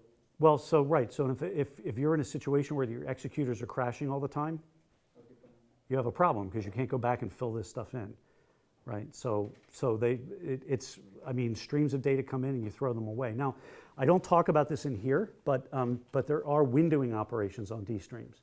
So you can say, look, I'd like to keep a sliding window of the last 5, RDDs worth of this stream around so I can do some comparisons. And there are window operations and things like that you can do on them. So you get the standard trade-offs you get with any windowing architecture, right? How big should I make the window? How much memory do I have to hold on to all this stuff? And what happens if I want to look further back in time than the largest window I can make? Right, so the window is good for short bursts of looking back in time, but if you need to do longer time series analyses, then typically what you're going to do is you're going to filter the incoming streaming data and then dump it into a persistent store like Cassandra or something, so that you can then do later data analysis. And that's kind of consistent if you think about it with a data warehousing approach, right? So, but your capability to rewind is probably a function of the underlying source of your data, right? Like so something like Kafka, you could potentially rewind. Potentially, Whereas yes. if you've got something that's just popping messages in and out underneath the hood. If you're connected to a TCP socket, good luck rewinding it, right? So what the new part in here is this notion of a block, which I'm going to talk about in just a minute. Okay, so notice that this is a batch, right? These are my batches. So batch interval here is set to 5 seconds. And at t equal 5, this batch gets turned into an RDD. At t equal 10, whatever I've accumulated in this batch gets turned into the next RDD. Now we have to talk about these block things that I've shown here, but I haven't actually described what they are or why they're there. But I'll bet you can guess. Okay, so we'll get there in a second. First of all, a D stream is created from something called a streaming context, right? And you create a streaming context from your Spark context. Now there's a restriction on the streaming context, which is that you can only have one streaming context for JVM. That means if you try to create 2 streaming contexts within your JVM, you're going to get an error. However, that's not the same as saying you're limited to one stream of data. With a given streaming context, you can create multiple streams. You can be reading from multiple pieces of streamed data, but you only ever have one streaming context. Once you've created a D stream, you have, as I mentioned earlier, transformations. These yield D streams, and output operations. They're not so much actions as output operations. Okay, although there is one common action, which is called for each RDD. That's your escape hatch. Okay, it's an action, it runs distributed, and what you're saying is, look, I want to run this block of code for every RDD that comes in. A typical use case there is this is where I want to do some transformations that I can't do on D streams, or this is where I want to bootstrap up into a data frame to do some data framey stuff. I want to dump this incoming stuff into Hive, and it's just easier to do that from a data frame. So within a for each RDD block, That's my manhole cover. I open it up, I get down into the guts, and I say, okay, I've got an RDD here. I'm going to bootstrap up into a data frame and immediately write this out to, to Hive or whatever. All right, mentioned this already. So how do we map a D stream to an RDD? Because what is an RDD? Let's rewind our discussion of an RDD again. We know it stands for Resilient Distributed Data Set, but what does it consist of? Louder, please. Partitions. Partitions. So what we haven't talked about yet is how do we divide up the incoming batch? Remember I said a batch becomes an RDD. How does that get partitioned? The answer is that there are actually two time intervals. There's a batch interval and a block interval. All right, and a block interval, I believe it defaults to 200 milliseconds. A new RDD is created every batch interval. A new block is created every block interval. So suppose I have a batch interval of 1 second, and I've got a block interval of 200 milliseconds. How many partitions will that RDD have? 5, right? Oh, we've hit 200 milliseconds. There's a block. We've hit 200 milliseconds. There's a block. And the blocks then get translated into the partitions that are used to process the RDD. That might sound strange, but really, that's just, you can just think of it as another data connector. For instance, if you look at the Cassandra data connector for RDDs, how does that stuff get partitioned? Turns out it gets partitioned, I believe, currently, it's 100,000 rows per partition. And so you read a bunch of data from Cassandra, each 100,000 rows becomes a partition. When you read an HDFS file, each HDFS block becomes a partition. So this is just another data source. And it blocks things up on time boundaries because this whole thing is time-based. Cassandra, it happens by the partition keys. The partition happens. Well, it can, yeah, right. When you query data from multiple partition keys, then it automatically depends on partition. Okay, so my data on Cassandra is probably a little out of date. All right. So this is an example of how this happens, right? This is that same diagram earlier, right? We've got a batch. The batch has blocks. That becomes an RDD where the blocks become partitions. We're almost at the end here. So here's an example of setting one of these guys up. A socket text stream is like calling sc.text file. You're getting in text, lines usually, right? So there, I've got my streaming context. I'm using a duration there, seconds 1. Okay, so we got a 1 second batch interval. My D stream is that lines stream, and then I'm filtering that line stream and getting out of that lines that contain the word error. And then I'm doing a for each RDD, and I'm saving that as a text file. Okay, each RDD that comes in, I dump to a text file. Now, the bottom part is the final bit. This stuff all gets executed inside a thread. So when you say, to get this whole thing going, you call start on the streaming context. That kicks off a thread that receives the data. If you're running inside the shell, that's good enough because you're going to get a prompt back. The shell's not going to go away. If you're running inside a submitted job and you don't call await termination, congratulations, you just set up a connection and then you promptly went away and everything went away. Okay? So you need basically to suspend the main thread until the streaming is done or you kill the job. Right? So that's what the await termination is there for. This would be a submitted job. Right? If it were running in the shell, there's really no point to calling await termination. All that's going to do is prevent me from getting a prompt so I can shut the whole thing down when I'm done playing around. Okay, but it runs in a background thread, which we're going to look at in just a minute. There it is. So there is a receiver thread. The question is who is responsible for receiving this data, chunking it up, and distributing it out across the network? It turns out that the Spark Streaming API allocates a thread out of one of the slots that's running on one of the workers. So workers are created with a number of slots they're allowed to give out and a certain amount of memory that they're allowed to give out, at least in the standalone cluster. So those S's represent slots or potential threads. They may actually be there in a thread pool. They may not be there yet, but these are threads that can run to process things that aren't currently being used. The T up here indicates that there's one thread running processing an existing RDD. One of the slots in one of the workers or one of the executors is taken up by the receiver thread. Okay, so what this means is that if you have a really, really tiny cluster with like one worker node that has one slot in it, you're not going to do very much. You'll receive these RDDs, but they're never going to get processed. Okay, because the only thread in the whole cluster is dedicated to receiving the data. And I've actually seen this in misconfigured clusters, and it's very irritating. All right, so what happens is that we open up this stream, and that data starts streaming into that receiver thread. All right, and now it has to start buffering that data up into a batch. As it turns out, that's what it does. Okay, buffers it into two places. One place is the node that is supposed to process it, and then some other node in the cluster is chosen based on some algorithm under the covers. It might even be random, but that's the backup, right? So that's your one level of, oh my God, the executor crashed. Okay, so you could restart that block from there because it's been cached over there, right? And then in comes another partition, and that same thing happens. Another block comes in, right? Third block comes in, right? Same sort of thing.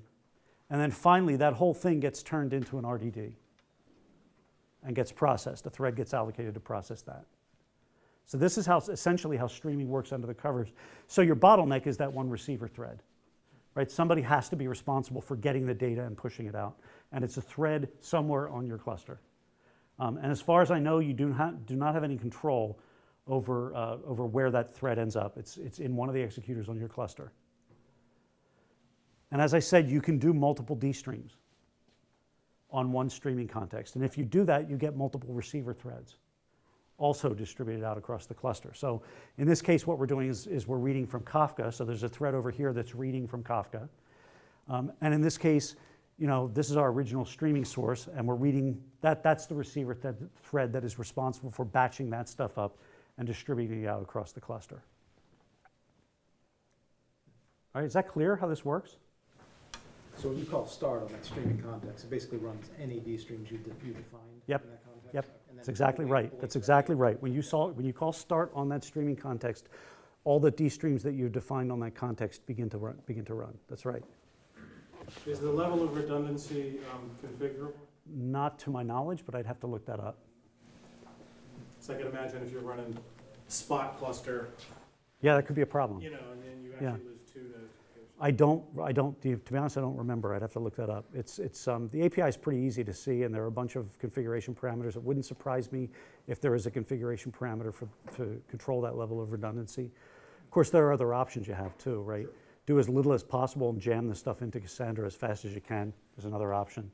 The third option is to say, look, it's streaming data, dude. I'm going to drop some of it. These are some of the things that it supports out of the box. It's also easy to write your own, and I'm going to show you one of those in a couple of minutes. We're going to get to some code right now, actually. So I'm going to go back into one of these notebooks, which now I have to reconnect. So that's pretty much done with the slides. I can make this thing go away for good now.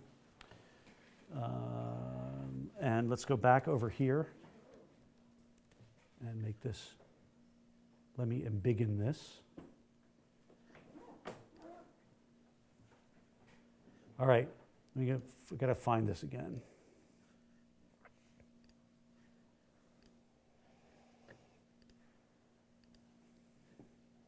All right, so the first one I want to show you is this custom receiver one. All this thing does is read from a source of random words. I basically went out and downloaded the official Scrabble dictionary, and what this thing does is it reads those words in, but it needs some source for them. This is kind of a candy toy demo, but why I like to show it is because of this. Let me drag this over here. All right, come on. Maybe I'll do it the easy way.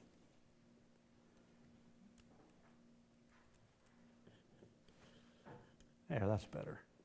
Okay, so this obviously is IntelliJ. Make that bigger. And What's with that bright theme on IntelliJ right there? dude, that's why we have choices. Okay, so what is this? This is a random word source. This is the class that generates this data. Okay, this is a toy. but I want to show it to you because let's imagine a scenario where you need to process through Spark streaming data of a type that isn't supported by any of the existing connectors. A really good example of that is UDP data. Let's say you're processing audio data. Audio and video data we tend to do with UDP. Why? Well, if we did it with TCP, then every time you drop the packet, you've got back pressure because you have a retransmit, right? So you typically do that kind of what's called isochronous data with UDP because it's better to drop a packet and get that little VoIP glitch and keep moving than it is to try to do retransmits and get behind. But what if you had a source of data that's coming in over UDP and there's no connector for that? How would you do that? Well, it's not that terribly hard to write a UDP server. I mean, it's a bit of a pain in the butt, but the Java APIs support it. So you could write a hunk of Scala code that easily handles, making the UDP connection and reading the data. But you need to have some way of telling Spark, the streaming API, look, use this to read my data. So this is what you have to do. You create a class that extends this receiver class. This is a receiver that produces strings. You can produce whatever you want. This is the storage level. So there's your level of redundancy, Joe. Okay? And you define two methods, onStart, onStop. My onStart method here creates a thread, and the run method of that thread calls another method called receive. My receive method, which I'm not going to bother to show you here, takes this dictionary that was passed in, spits out this many words at a time, and then sleeps this amount of time, this number of milliseconds, before waking up and doing it all over again. Okay, so this is kind of a silly receiver source. It's a generator of data. But you could imagine replacing that receive method with the UDP data. OnStart would do the initial connection and call the receive method, which sits there and reads the UDP data until onStop is called, at which point you would shut the connection down.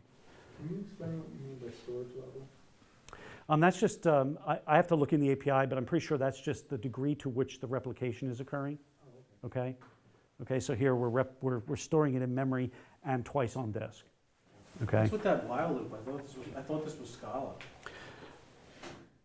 You can use while loops in Scala. You'll note, I'm happy to use a while loop when There's a new keyword too. I thought Scala heads don't like to have to use new. That's only if there's a companion object. You tell me if there's a companion object for thread. Okay? And I'm happy to use a while loop if it's not using a var. Do you see any vars in there? I don't. No underscores. It is underscore friendly. It's also underscore friendly, but that's actually, kind of a failure of mine, I think.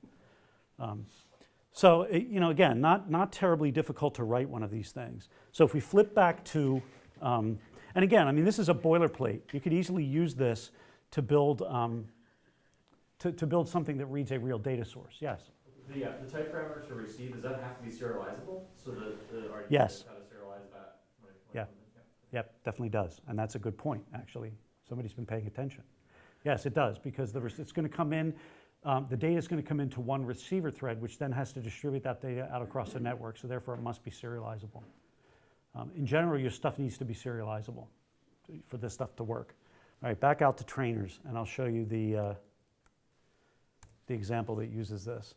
And then there's another example. I'll show you a server that I have running, assuming it hasn't crashed, at which point I'll restart it if it has. Okay, what the heck is going on here? There we go. All right, workspace, home.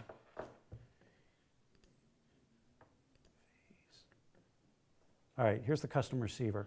So that custom receiver is spitting out words. It's spitting them out from here. And what I'm going to be doing, I'm going to create all this stuff here. Let me just set all that up. Helps if I attach it to a cluster.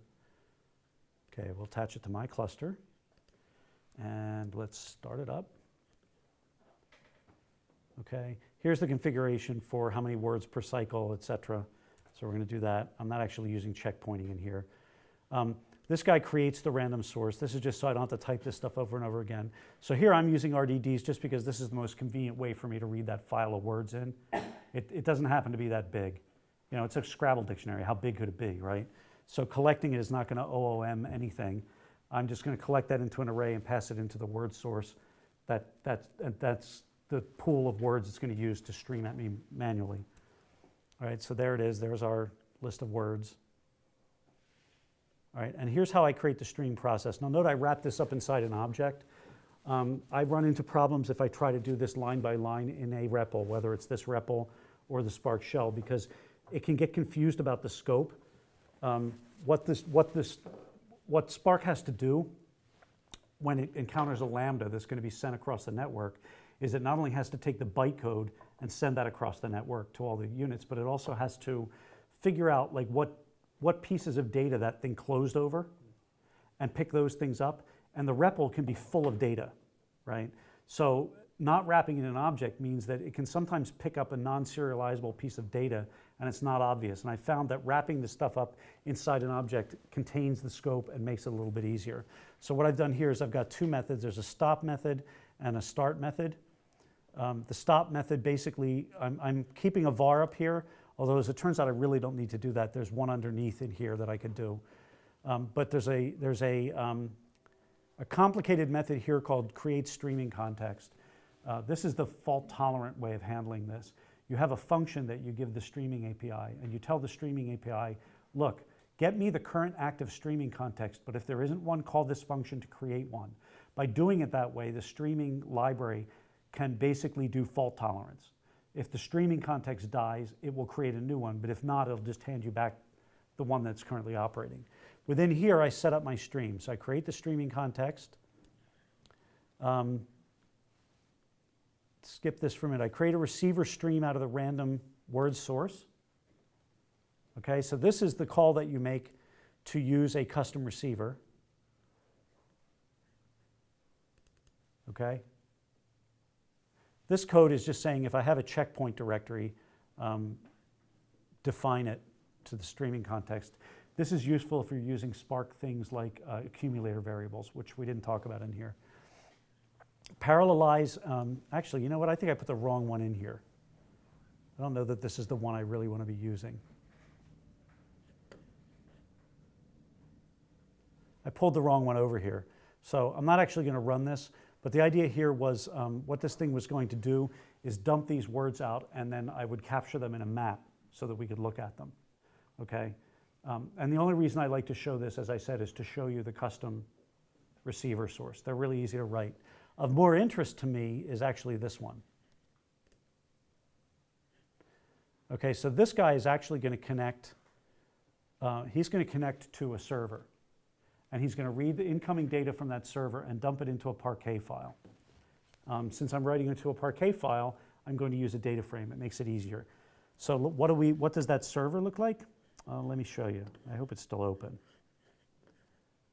Let me get a command window here. All right. I don't know why this thing won't let me drag across. Full screen, that's why. You're right, it is. That's the problem. And Chrome does not let me unfull screen. There we, Just press the green button. Yeah, the green button. there we go. Okay. So you can tell I use a Mac all the time. I rarely put anything into full screen. All right. So where's this server running? It's running on some source that I happen to have out here on port 26656, I believe. No, 255. Let me double check that, 25. This is my daughter's Minecraft server, and that's the only port that's open. So that's the port I'm running on rather than fiddle with the firewall. Okay, so you can see it's dumping log data out. This server basically just randomly generates log data, and we're going to analyze this stuff. All right, so what I want to be able to do is connect a stream to this thing, right? And then we're going to take a look at some of these messages using Spark. So first things first, I've got some imports up here that we need to pull in. And then this is where we're going to dump these files as they come in. We're going to dump them into a Parquet file. All right, and once again, I have an object down here. Let me first do this. I'm making sure that the directory is empty. So we're going to remove it and create it again. So in here, what I'm doing is using this really horrible, funky regular expression to pick apart the pieces of the log line, the timestamp, the type, the error, or whatever, and the string. and we're going to map them into a log message, case class, right? Notice the use of timestamp here. Turns out if you try to use Java util date, you'll get a runtime error, okay? It wants a SQL timestamp. The reason is that it turns out there are two SQL parsers. There's the default one that comes with Spark if you just pull Spark down or build it. And then there's the Hive SQL parser. So if you build Spark with Hive support, which is not the default because Hive has about several bazillion dependencies. But if you build it with Hive support, that doesn't necessarily mean that you're going to be reading Hive tables, but what it will use is the HiveQL parser, which is much more rich. But the HiveQL parser is what dictates which types are supported. So I'm going to convert this to a timestamp. Here's the stop. This is a better stop. Okay, getActive returns an option. So obviously I'm mapping over the option. I'm doing a stop on it. And note that I pass false in here. For whatever reason, this is true. So a really good way to destroy your notebook or your Spark shell is to allow stop Spark context to default, because that means your Spark context, which comes for free whenever you fire up Spark shell, will go away. And then you have to restart the shell, which is really irritating. We start it up, we create the streaming context. Here's a date parser. There's my connection to the socket. Okay, connect to that particular host on that particular port. Okay, we're going to determine which logs to keep by flat mapping over the D stream. Okay, why am I flat mapping? I'm using a trick here. I'm doing a line match. If the line matches this regular expression, then I'm going to convert the timestamp into a true timestamp and save it inside a sum. Okay, but if the message type is not error or warn, I'm going to return a none. And if it doesn't match this pattern, then it's a corrupt or malformed line, and I'm going to pass a none back. What happens if I create an array and I fill it with options and then I flat map it?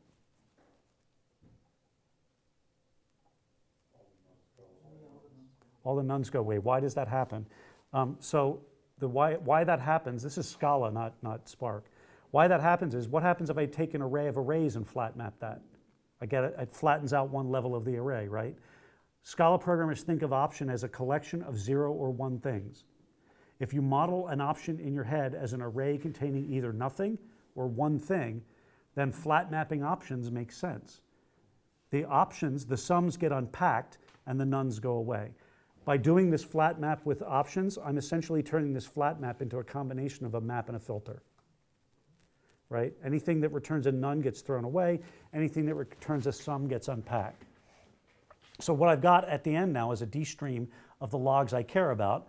And so now what I'm going to do is a for each RDD on them. Now remember, these things, this D stream coming out of here is a D stream of type log message, that case class up here, right? So now I can just call 2df on that to convert that into a data frame. And the main reason I'm doing that here is because it's easy to write Parquet files with a data frame. But I could do all kinds of other data framey stuff on here if I wanted. Okay? So then I start this, and because I'm running it inside a notebook, I'm not going to bother calling await. Question?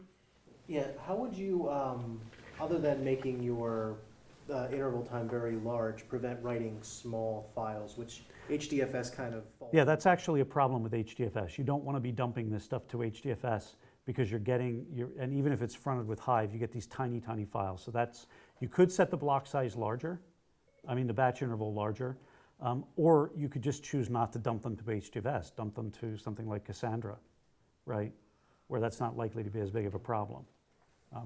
You might just choose a different data output for that. In this particular case, that's probably also true of Parquet files, right? Anything that's small in HDFS Right. just falls over. But a Parquet file is not HDFS. But in this case, I'll get individual slots inside the Parquet file that aren't very big, which isn't the most efficient storage for Parquet either. But for a demo, that's okay. In production, I'd probably dump this into Cassandra or something, right? So I'm going to define this runner here. Now, I always, when I'm doing this stuff inside a notebook, I always do something like this. This basically serializes my runner object to a byte stream that I promptly throw away, a byte array output stream. There's only one reason for doing this. If this thing isn't serializable, because it picked up something that isn't serializable, I will get a runtime error. And the likelihood of the runtime error being readable is a little higher here than it is if Spark generates it. So I always like to write a couple of line test here. just to verify, will this thing serialize? And so therefore, we're good, so we should be able to start this. So I'm going to stop any existing context and start a new one, and then we're going to let this run a little bit.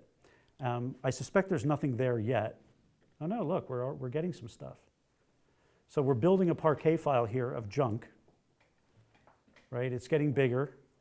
So data is streaming in. I'm going to leave it run for a minute and show you the Spark UI. That'll pop up in another.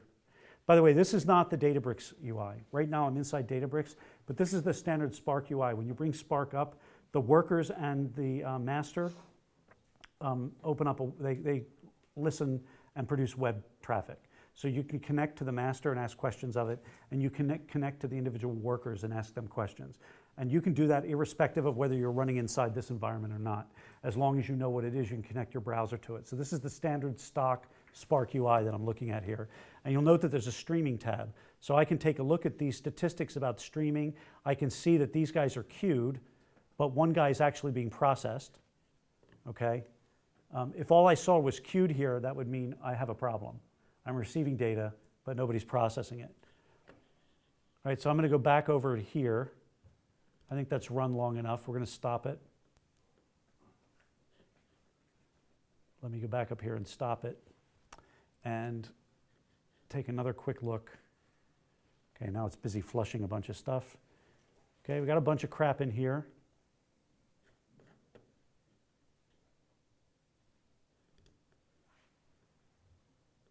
Yeah, quite a few files, right? At which point, what I can do is some DataFramey stuff here. So what I'm going to do is, since that's a Parquet file, I can jump right into a DataFrame. Self-describing schema. Read that Parquet file. There it is, and this is the schema that it inferred, okay? If I want that in a prettier format, by the way, there's also this.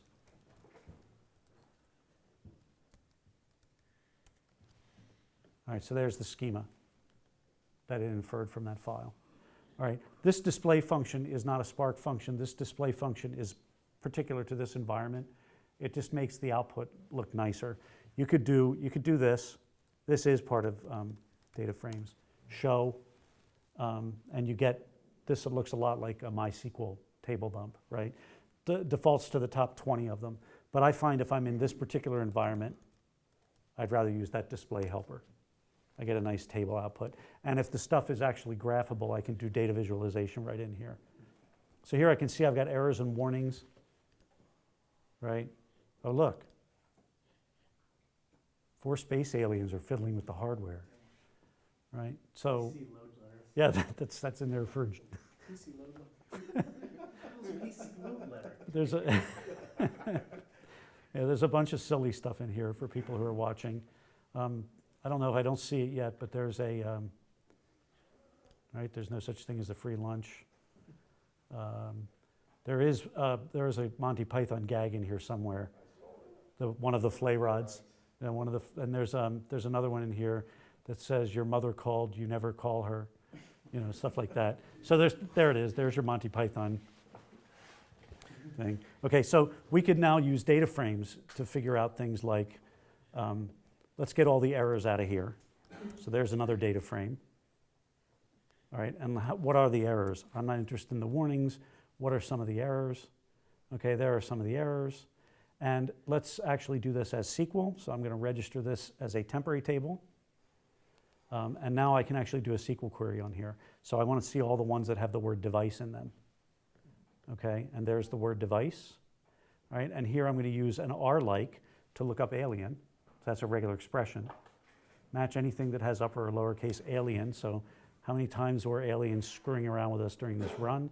And there you go. We have a lot of space alien activity. That's nice. Right, so this is just an example of what you can do with streaming. And these are rather toy examples, but they give you the flavor of what you can do. Yes? I assume that's a shortcut for SQL context.sql. Yes. In fact, that's exactly what this is.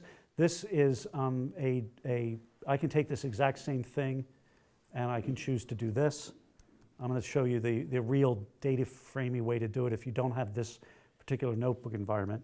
All Spark shells and these notebooks have something called a SQL context. This happens to be a Hive context, which means this was compiled with Hive support. So if I were doing this in a program, I wouldn't have access to that %SQL thing. So I would just do this instead. Now, what this is going to return is what?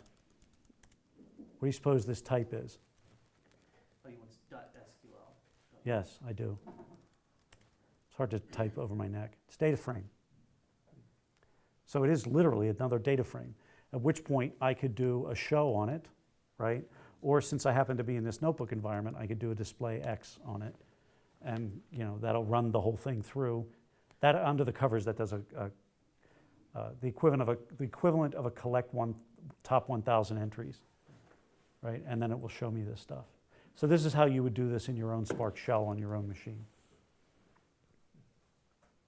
And that's what, 2 hours we did that? That's pretty much the whole thing. We lost about half the crowd because I don't think I could have done this in less than 2 hours and covered it properly. So I apologize for keeping you all out so late, but Thanks a lot, Brian. but that's it. And if there are any questions, any remaining questions? Okay, so One, which is, what use cases, like the power that I see here is, if I wanted super low latency, I wouldn't bother with something like this. I'd maybe pull something off of Kafka or whatever. But if I can tolerate a little bit of latency, like near real time, right. I can get the declarative processing Yep. of Spark. And so I could do machine learning where models update themselves Yep. based off of new data coming in and shit like that. So what are some example use cases for streaming that we've seen? Is that well, some that show up in some of the decks that we show are, imagine you're reading smart meters and reading live weather data and correlating those things for anomaly detection on the fly to do some predictive analysis of like how much electrical power am I going to need over the next 24 hours. But there are a couple of places where I recently taught some Spark courses were telecoms. And what these guys want to be able to do is analyze call patterns, right? For a whole bunch of different reasons. They want to be able to do graph analysis, and there is a graph library in here for calling graphs, right? This would help them decide, for example, things like what plans to offer, or maybe what load to be able to handle. There are all kinds of those kinds of processings that you might want to do on live incoming call data. Yeah. So there's that. There's another company that wants to use it to do credit card fraud detection. Another example that we saw at a company that runs, they're a competitor, kind of a competitor to Square. They do point of sale systems, right? And so they want to do streaming, and they want to use that to do predictions on things coming in. There's another company, a credit card company, that wants to be able to use this kind of incoming data to be able to predict, hey, this person's getting near their credit limit. This might be a really good time to offer them a deal, right? Or to have somebody call them and say, hey, for another $10, we could raise your credit limit or something. And they want to be able to do this from the standpoint of customer service. They want to be able to do that in a lot closer to real time. They want to be able to get the customer an answer in like 10 minutes as opposed to 24 hours on things. Yeah, it's likely, we have a use case coming up where it's likely it's going to be a really good fit. Right now we have predictive models that are built using in PMML, but Right. they're static and they have to be refreshed manually. We're going to need self-healing ones that adjust to new signal in the market pretty soon. So we're going to have a sort of a network of self-healing, self-adjusting models, and this would be a great way to kind of do that. Well, so prior to going out on my own, I worked for a company that did internet advertising. And one of the things that we had to do was to analyze the logs, right? How's this campaign going? Well, how do you find out? You look at the logs, you figure out where were the ads delivered, how many people saw them, what information can we glean from that demographically, right? This was Hadoop days. So what happened is the logs would collect, and then you'd run these long Hadoop MapReduce jobs on them that would reduce these logs and correlate them down to a point where they could be loaded into a data warehouse. Think about what I do with Spark. I could do that stuff, as the log data came in. You essentially have the web server create these log files, and whenever you got to a log rolling point, you roll the log and dump the rolled log into an HDFS directory, right? And then you've got a streaming job watching that directory. Boom, new log shows up, immediate real-time analysis of that. And it doesn't even need to be real-time analysis. Basically, it could be something as simple as real-time paring down and correlation so that we can dump it efficiently into the data warehouse, which would mean then, of course, that you could be doing analysis on this stuff all day long out of the data warehouse, right? So there, I mean, to me, I can think of a number of different use cases for this. Well, so since it boils down to, okay, so the question for the camera is, what if you're pulling in real-time streaming data, but you're wanting to combine that with something that's static, that's not streaming? The bottom line is that that boils down to, can I create two RDDs and correlate data between them? Never mind streaming, right? And the answer is absolutely you can, right?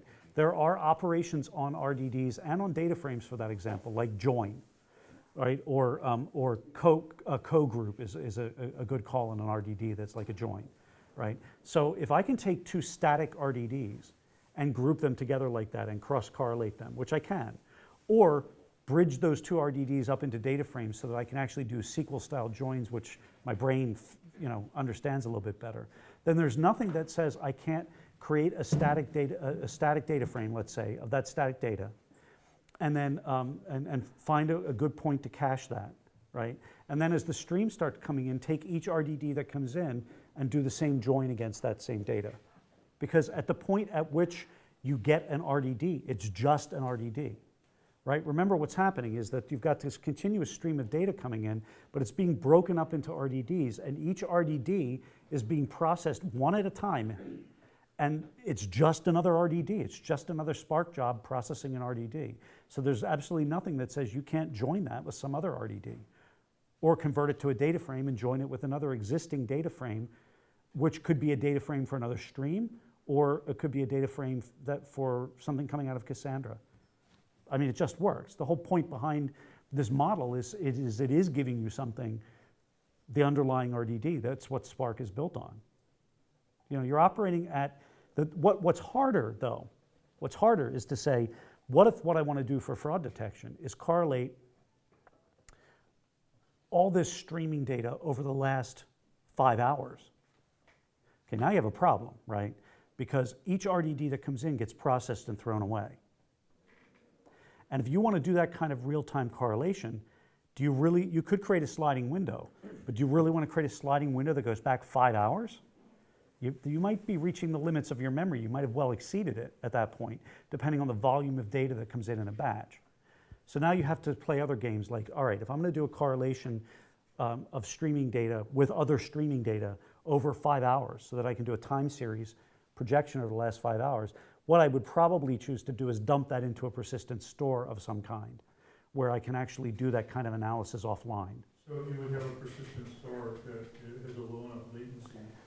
Well, yeah, and so then what would the point of your streaming job be? The point of your streaming job would be to take the incoming stream data, filter it down, convert it to the format that is appropriate, throwing away any extraneous data you don't care about, and rapidly getting into Cassandra or whatever your persistent store is. If it's a time series, then you want that last block of data, and now you're trying to put it all together and you can kind of Right. So the point here is you almost have to think about streaming as how would I process a continuous stream of TCP data?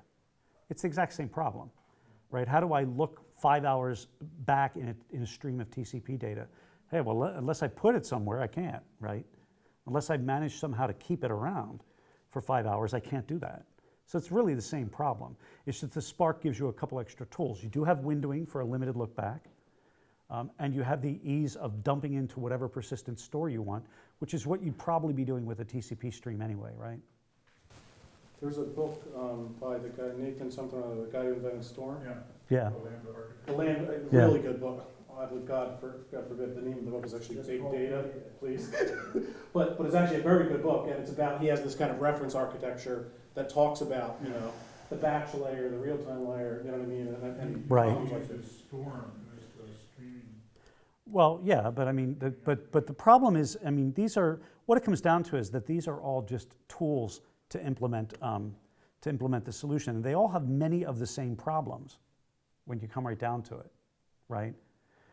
They have the same problems of look back. They have the same problems of how do I process this stuff quickly. Where do I put this stuff? If I'm stuffing it in HDFS, how do I get past HDFS's potential slowness? You know, how do I buffer up enough data so I don't run into the tiny files problem? You know, they all have the same problem. Storm has the same problem. In fact, one of the reasons Storm actually exists is because they were having problems with Hadoop and HDFS. You know, that's actually one of the things the guy mentioned in the Philly ETE talk that they gave on Twitter Storm about 3 years ago. They all have the same problem. It's just a matter of which vocabulary you're using. And the nice thing about Spark streaming is that the vocabulary, I mean, you saw it, it's not that much different from the RDD APIs. You know, the vocabulary is consistent, at least at a conceptual level, with everything else in Spark. So the learning overhead, if you're already using Spark, is minimal. They're also doing something similar for graph processing. There's this tool called GraphX that comes with Spark that is doing graph analysis, and it's the same sort of idea. We're going to build up these graphing algorithms, but they're built up in such a way that the graph analysis can then be distributed across the Spark cluster the same way.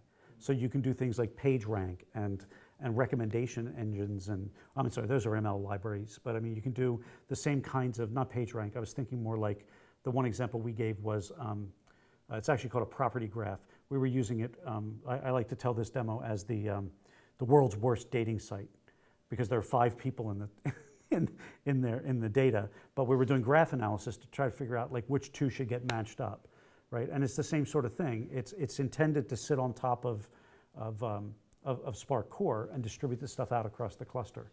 The same with the ML, the machine learning stuff. You can certainly do machine learning, you know, within one JVM, but if you can do machine learning across the cluster, it's likely to be faster. And there are, in fact, ways in which to tie machine learning to incoming streaming data. So you could imagine using data coming in to feed your learning algorithm, right? Or having already run your learning algorithm, you could take the existing model and run that against streaming data and do your predictions.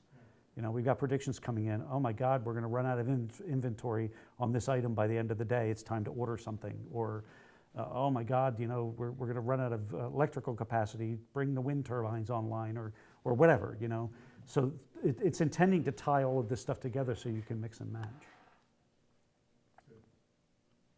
Great stuff, man. All right. Well, I think we're done. We can shut the camera down. And thanks, guys. I appreciate those of you who hung this late. I appreciate it.